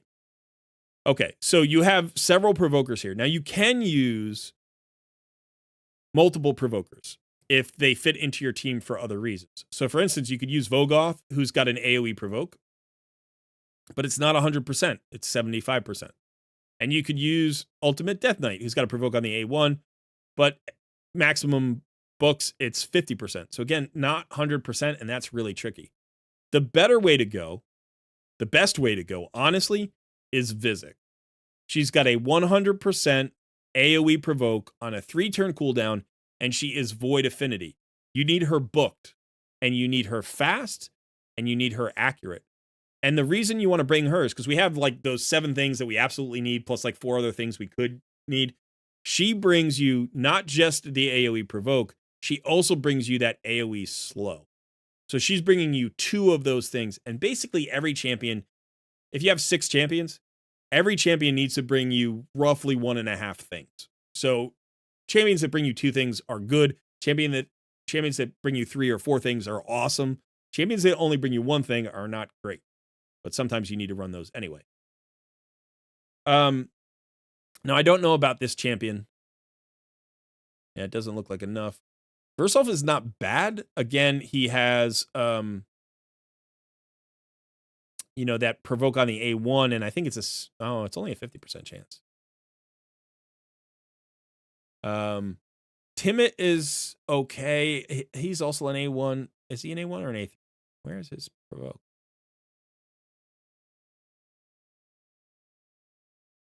Oh, here it is. Okay, that's not what I confused him with Bivold of the Thorn for a second. His card is pretty good. He's got a 75% chance AoE. And then I think he has a decreased attack, yeah. So he brings you that decreased attack potentially. But I think by far the best, it's not even really close. In terms of your roster, Vizix is by far the best Hydra provoker for you. You don't need books in her A1 for a Hydra. You do need her A2 fully booked for Hydra. And then you need her A3 fully booked for a Hydra. So if you get lucky, you can do this with 6 books. If you get unlucky, it takes 10 books. 10 books isn't bad for a legendary champion, and she's extremely usable in a lot of places. So I would highly recommend investing her at some point. Okay. And she will likely stay in your highest tier of Hydra for a little while, like maybe even for like a year until you get a better provoke champion. There aren't that many great provoke champions in the game who do this kind of job and are great for Hydra. Now, you have a second option. You have a second option when it comes to provoke, and that is provoke sets. You can put provoke sets on multiple AoE champions.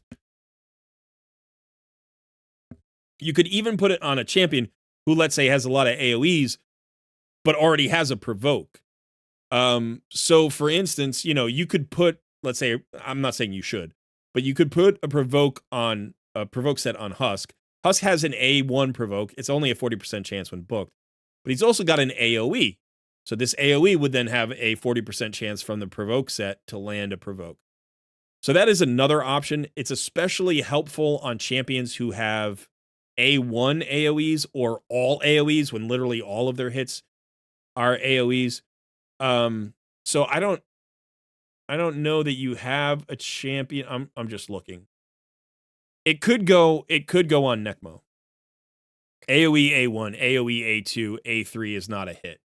So he could be your provoker, but it's not reliable, right? It's RNG based because it's only a 40% chance on the set.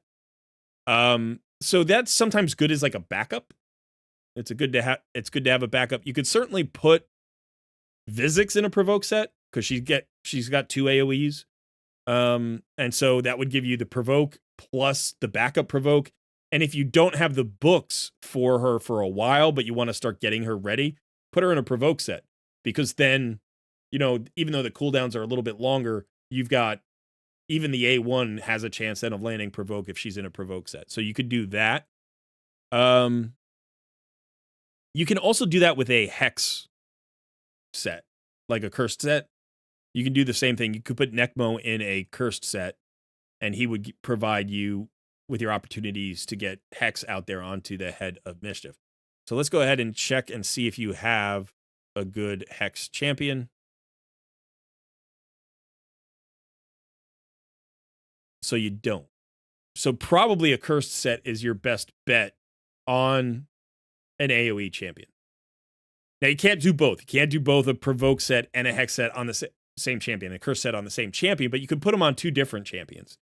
One champion to actually kind of consider, I'm just looking at your roster, and I don't know if you plan to invest in this champion at all, but Bellower has 3 AoE skills. AoE A1, AoE A2, AoE A3. And he's giving you a lot of debuffs that you want. You've got him in Nature's Bounty, which is good. That means whenever he applies any of these debuffs, he's going to apply the bigger version. All of his are small, but you can now apply the bigger version of all of these debuffs. The bigger, well, no bigger version of block active skills. The bigger version of decreased speed, the bigger version of decreased attack, and the bigger version of decreased defense.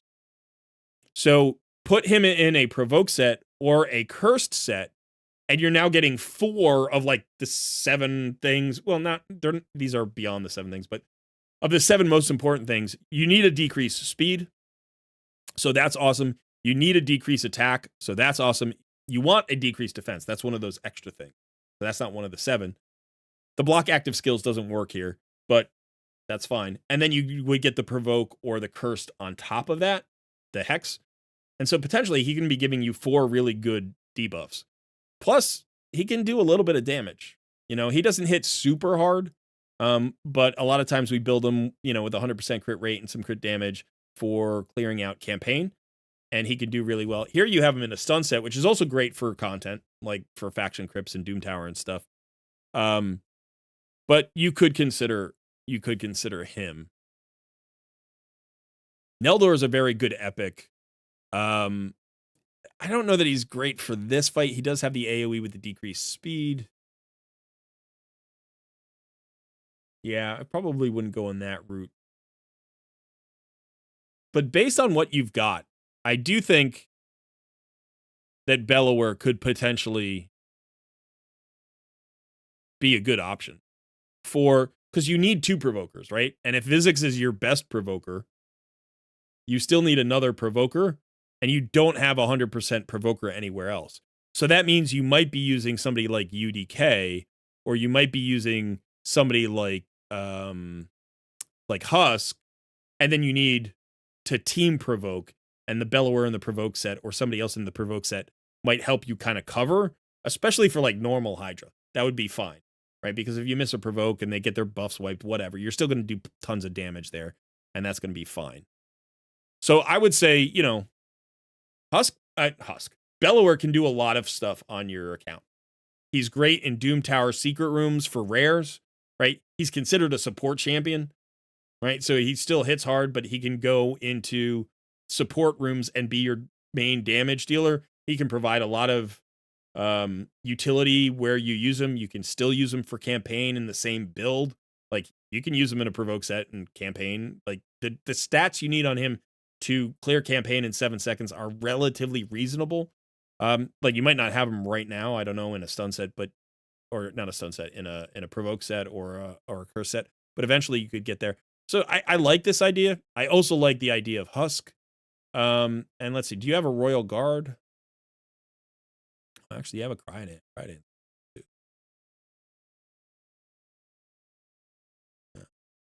Let's see if you have a Royal Guard.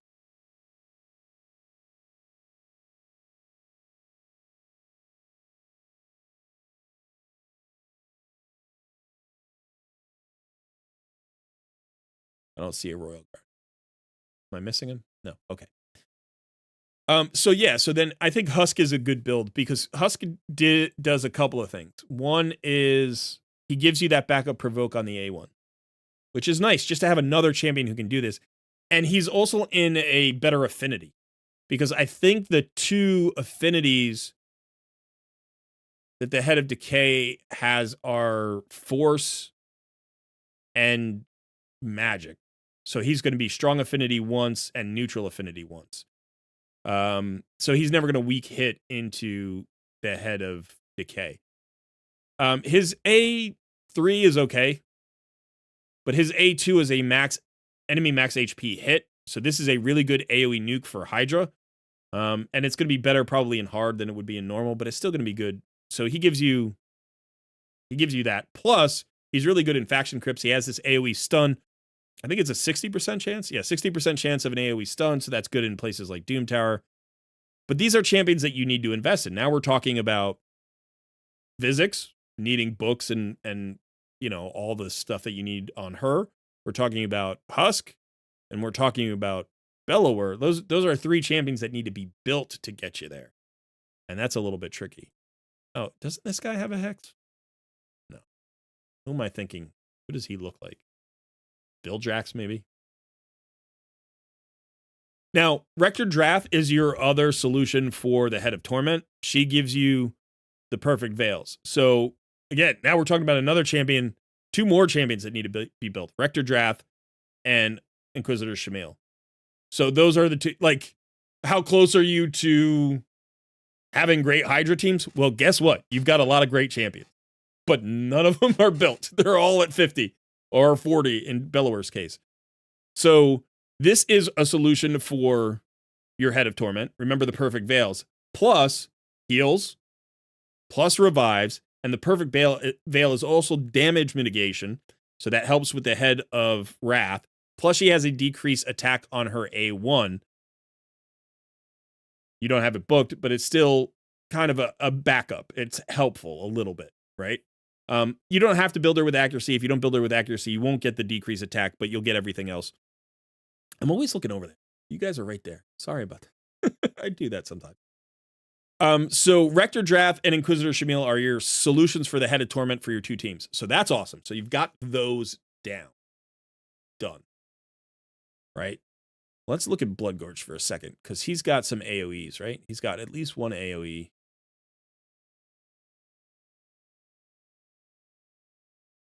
Yeah, I don't know. I don't know that I love him. Tyrant is nice. He's an ally protector with an HP burn. He's got an increased defense. He's also got this damage mitigation on HP burns. Rhonda's solid with damage. She doesn't bring much else. War Mother is not a champion that I know a lot about. Bomb champion. Bomb champions can do a lot of damage. She's got 2 AoEs. Potentially, you could put her in. She's already 60, so at least she's there. She's not booked. But with 2 AoEs, you could put her into a cursed set. And, get...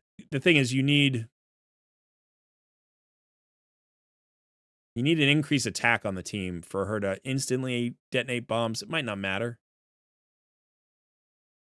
Bomb damage increases by 100% against bosses. She might hit really hard against Hydra bosses. So that could be one of your damage dealers, maybe. And again, because she's got 2 AoEs, you could put her in a cursed set. Here's the combo I wanted to talk about. So right now, I think you had Cardiel in the lead.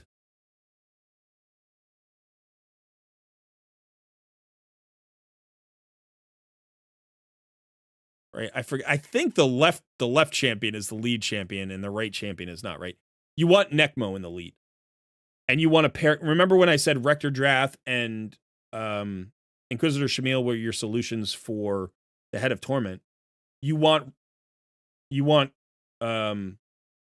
Inquisitor Shamil to be on the team with Nekmothar. You want Nekmothar in the lead, and you want Shamil on his team, okay? And I'm going to show you why. This is a really important combo for your progress. So if we look at... I forget where he was. So if we look at Shamil, okay, and we look at his passive, this is important. His passive, whenever an ally receives a fear or true fear debuff from an enemy, this skill will instantly remove the debuff and fill the team leader's turn meter by 15%. So every time he removes a fear or true fear, he will fill Nekmothar's turn meter by 15%. That's really good. Now, why not have Cardiel in the lead spot? It would fill Cardiel's turn meter. And there's a reason why.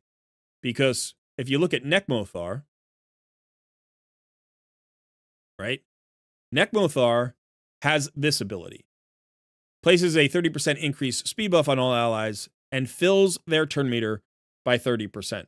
Cardiel would give you like more ally attacks, but this gives the whole team more turn meter and an increased speed. Plus, he gets the extra turn, which will allow him to use his A2 more frequently, which means you will always have a decreased speed up.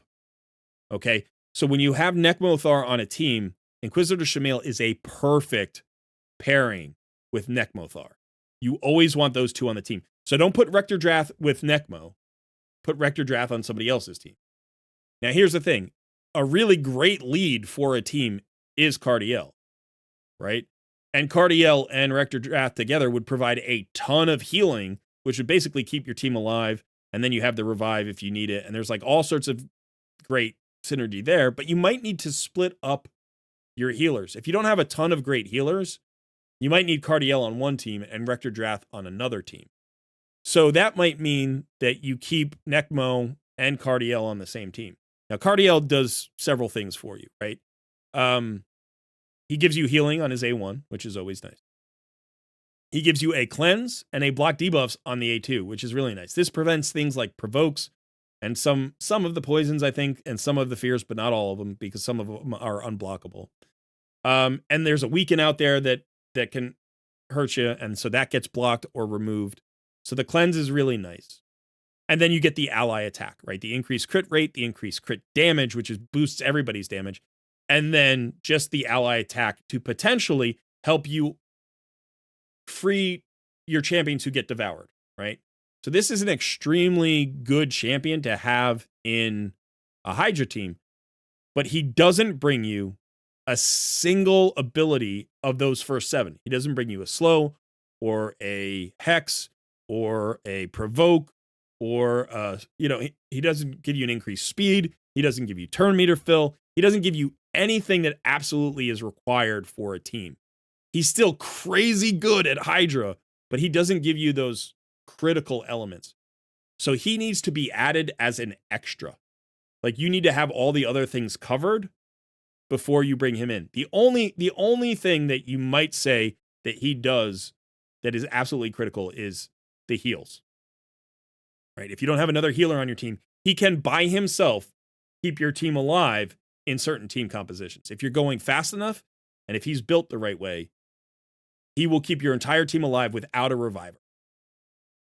You don't need a reviver sometimes when you bring in Cardiel, right? Because he's going to give you that emergency situation where you get the revive on death, but he also just heals so much. Plus, he joins in an ally's attack 30% of the time, which gives you more heals. Plus, his ally attack, he uses his A1, so he gives you more heals. So he's phenomenally strong, but he only gives you heals, basically, when you're fitting your roles together. Okay. Now, if we say our base team is Nekmo with Inquisitor Shamil, we still need a provoke. We still need a hex. And then we still need a block debuffs or a buff strip. Wukong gives you block debuffs, buff strip, and damage. So he's really, really good in Hydra, and he often factors in my best Hydra teams. But let's go ahead and see if you have any other options for block debuffs buff. Block buffs debuff, not the other way around. Block buffs. This one. Okay, let me go ahead and.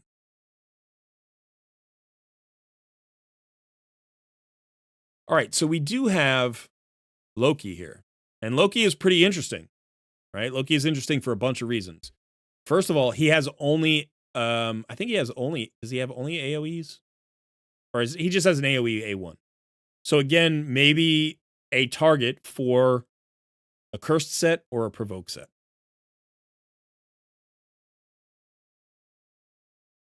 Has a chance of increasing duration of all enemy debuffs. That's nice. He would also pair well potentially with Cardiel because the ally attack would get out this A1 more frequently. Block active skills and block buffs you would have to specifically use this on the Head of Mischief because it's a single target. I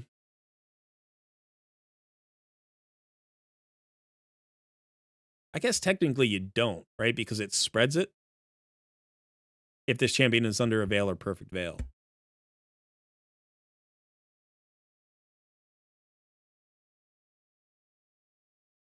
And when does he get a veil or perfect veil? He gets one at the beginning of the round.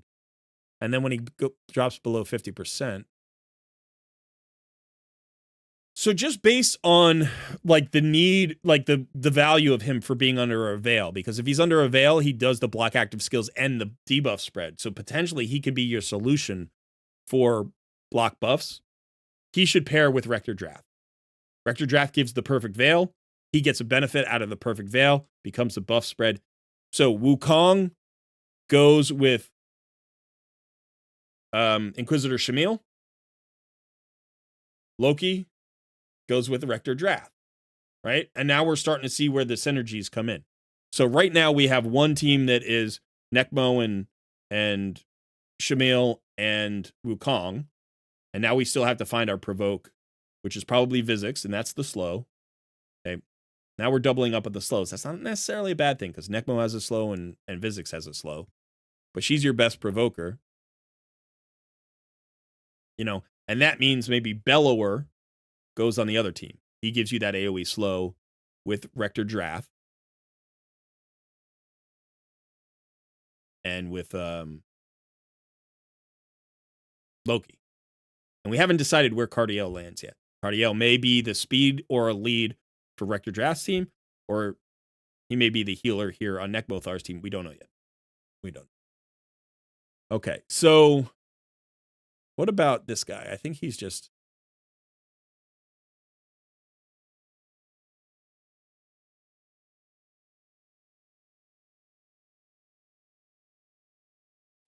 I'm not sure. I don't have a Mortu Macabre, and I've actually never pulled this champion on any account I've ever owned. And I know he's crazy good in Arena. He does have an AoE double hitter that each hit has a 100% chance of placing a block buffs debuff. So that's really strong for Hydra. And he does hit decently hard. Beanietron, thank you so much. I appreciate all that. the work you do for us noobs. Smile. That's nice. I appreciate that. That's awesome. Thank you. Thank you. So yeah, so I know that he's very good for Arena. I don't know how good he is here in Hydra. He certainly brings a great block buffs debuff. That's really, really nice. Because even if he's weak affinity, right, he's got 2 shots at it. So he would have to weak hit on both of them to miss the block buffs. And then, you know, he can do some decent damage, but I don't know 100% how good he is.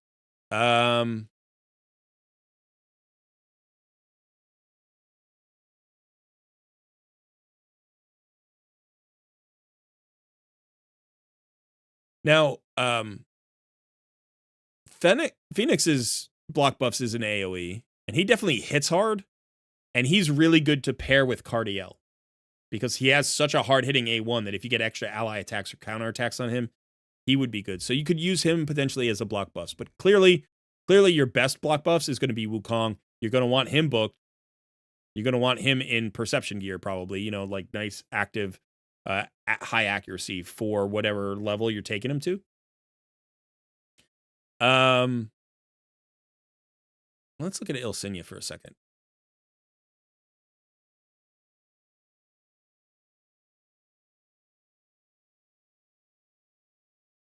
Yeah, it's an 80% chance of block buffs.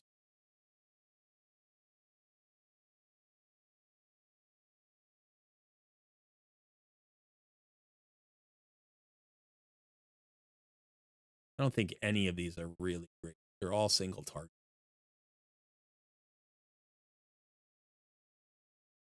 His is an 80% chance. So this is one of your block. This is probably your best block buffs after Wukong. Is your Mortu Macabre. The next one after that would be the Loki, I think. But it may be that Loki's is better. I haven't tried him in this yet. So yeah. So, at least think about these champions and where they would fit in. Again, Loki pairing with Rector Drath and Wukong pairing with Nekmothar. Okay, and we still haven't figured out our provoke situation, I don't think, right? Because we don't.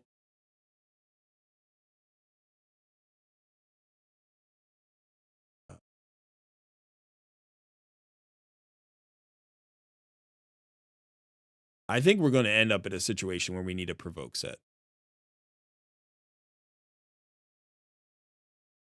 Vizix is going to be your first provoker, but she's not built, so you might need a provoke set on her. And then the second set, you're going to need a provoke on somebody.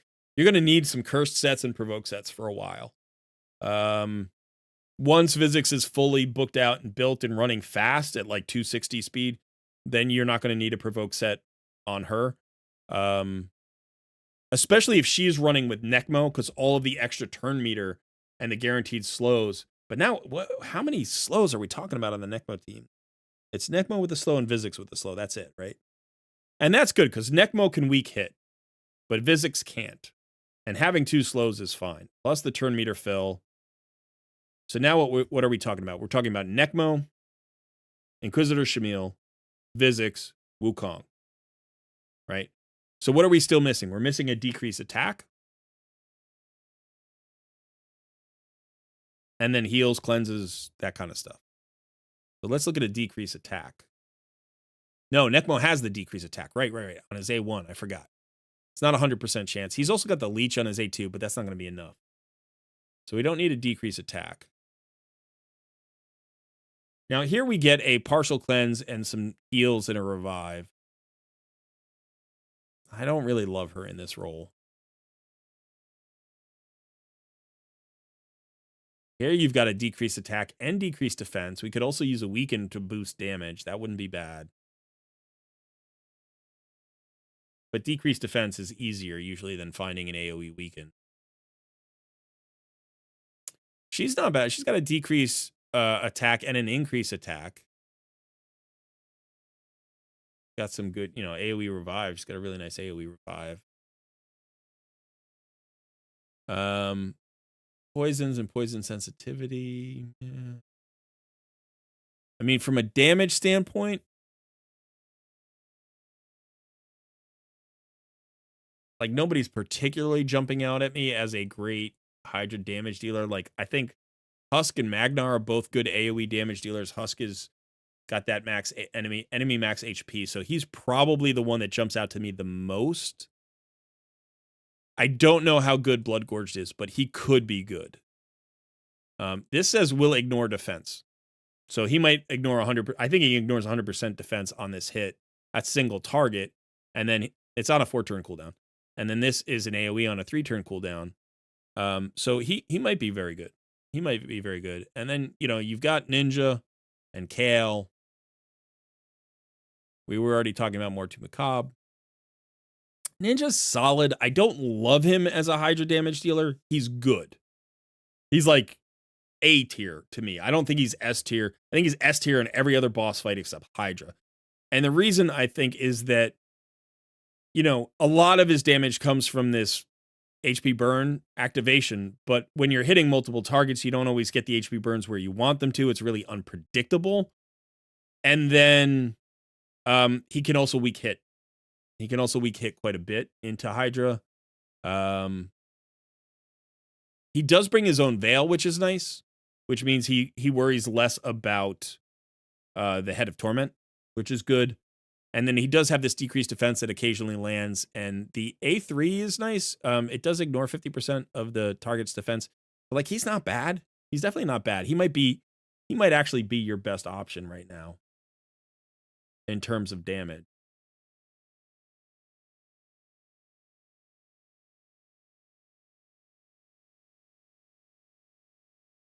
So what else do we need? We need heals, revives, cleanses.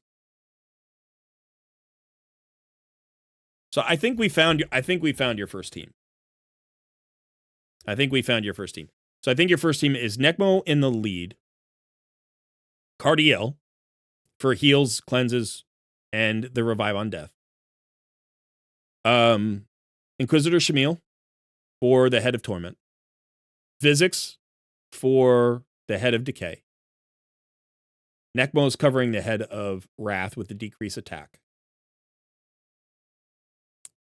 Wukong for the buff strip and the block buffs debuff and damage. And then Ninja as your big hitter.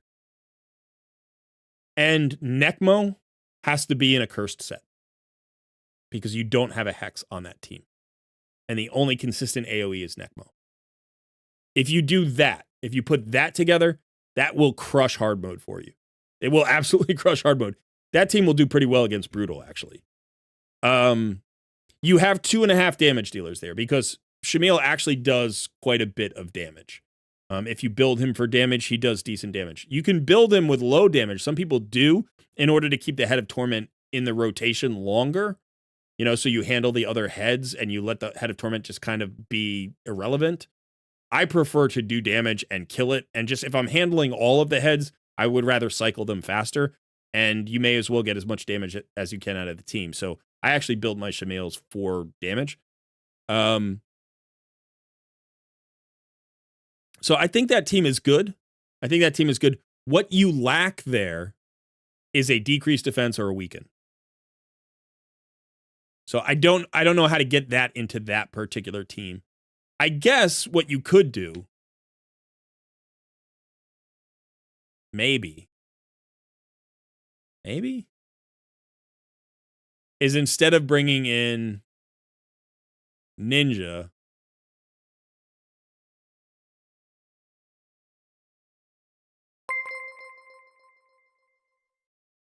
OCD demands I do everything in fours. So $4 smile. BDtron, thank you so much. I appreciate it. I'm sorry you felt forced to do that, but I do appreciate the support, man. That's awesome. But yeah, so this guy brings a decreased defense. And he brings you another decreased attack. And again, this is, you could put him in provoke or cursed, and that would be a backup.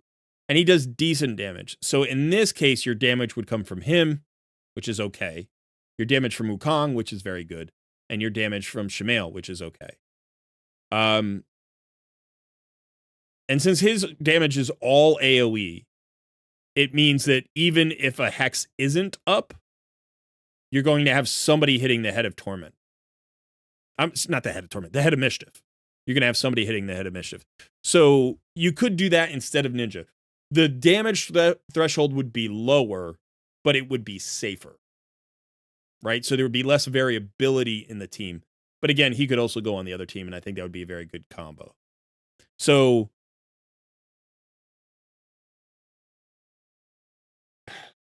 yeah, cursed set or provoke set. Probably the cursed set. Honestly, I would put him in the cursed set. Because if you have Vizix, you have the provoke covered. If you have Necmothar, you're getting enough turns to get back around to it. And then Necmo doesn't have to be in a cursed set or a provoke set, but you could still do it if you wanted extra coverage. If you wanted to be really, really safe and just make sure that you like crushed hard mode, that's the way I would probably go.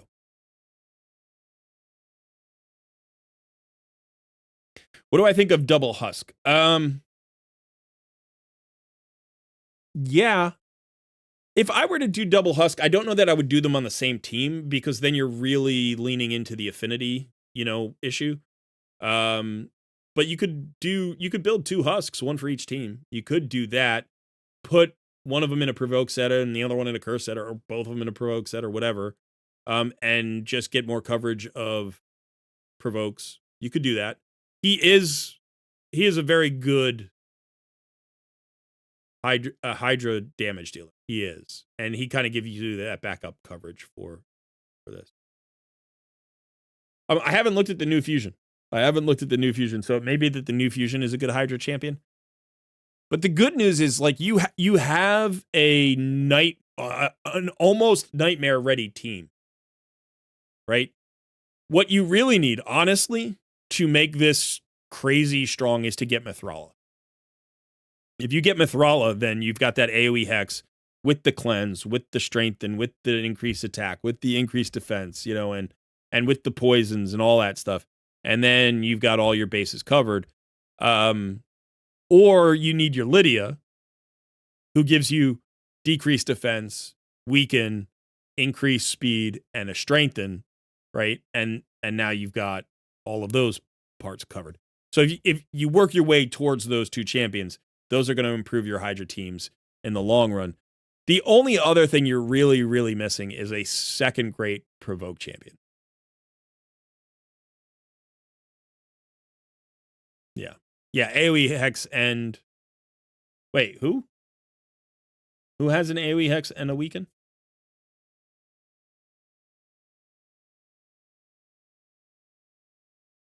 Oh, the Fusion does. The new Fusion. Okay. Yeah. So if you have an AoE Hex and a weaken, that actually would be a great champion to then mix into your first team.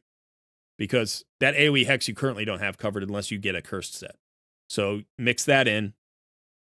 And if he does any damage at all, or if he's AoE and you want to put him in a provoke set and add extra coverage, there's all sorts of ways you can get value out of AoE champions in Hydra. So, yeah. So I think we have the foundations of two teams. Honestly, it's unfortunate that we don't have keys, so I can't go into the team builder and put them together for you. But bookmark this video so you can come back around and check it out again once you get this fusion done and once you start building these champions. Again, the downside, I think, for you in terms of Hydra perspective is that it feels like it's a ways away. Like you have a lot of champions that are good for it, but you have to build them. You have a lot of 50s and even some 40s that could be valuable here. And so you want to think about, those. And here's the challenge with that. I'll tell you what the challenge is. You may pull better champions while you're building these other champions. So, like, you may say, oh, yeah, I'm going to go with that Bellower idea. I'm going to start building him, but he's only 40. And by the time you get him to, like, 6 stars and you start to gear him, and then all of a sudden you pull some crazy good Hydra champion, and you're like, oh, that's a better champion for the Bellower spot. And now I've invested these resources, and I don't need the Bellower. And with Bellower, it would not be that bad because he's usable in so many places, and he's so cheap because he's a rare. But it would be rough if you did that with a legendary. Like if you were like, oh, I'm going to build Blood Gorged and I'm going to put him in a cursed set because he's got this AoE and he hits really hard. And then you get there and you're like, oh yeah, he's really not that good. And then you pull somebody else who's awesome. So, you invest in Loki and book him all out. And then you actually get you pull an Ugo. You pull an Ugo who's cheaper and a better block debuffs champion because she's also got the mini cleanse and the heal and the decreased defense. And you're like, oh yeah, I don't need Loki anymore. So that's the tricky part. The way to alleviate that a little bit is one, probably start with the epics or the rares because they're cheaper to build. But also maybe prioritize in order of value to your roster in other places. So for instance, if you look at Inquisitor Shamil, you're like, he's really, really helpful for Hydra, but I'm probably not going to use him in many other places other than maybe Faction Crypts and, one or two other places. But Rector Drath might help you in a ton of places. She's really good in a lot of content if you need her. Or Husk, maybe Husk is giving you value in more places. So it's like, then you can kind of prioritize that way. And that way, if you pull a champion who is better than the one you're building, like, down the line, it's fine. Honestly, I don't know. I would still probably build Inquisitor Shamil really early because he's the perfect solution. But my point is Rector Drath and Inquisitor Shamil solve the same problem, and she's probably usable in more places than he is. So that's all I'm saying. Try to create a priority list in your head so that if you do pull a better champion, you don't feel bad about the ones you've invested in. That's what I would say. Yeah. So I think as far as Hydra's concerned, that's probably as far as I can take you today. And I've got about 10 minutes. Do you have any other questions? Anything else that you want to cover before we close it out here?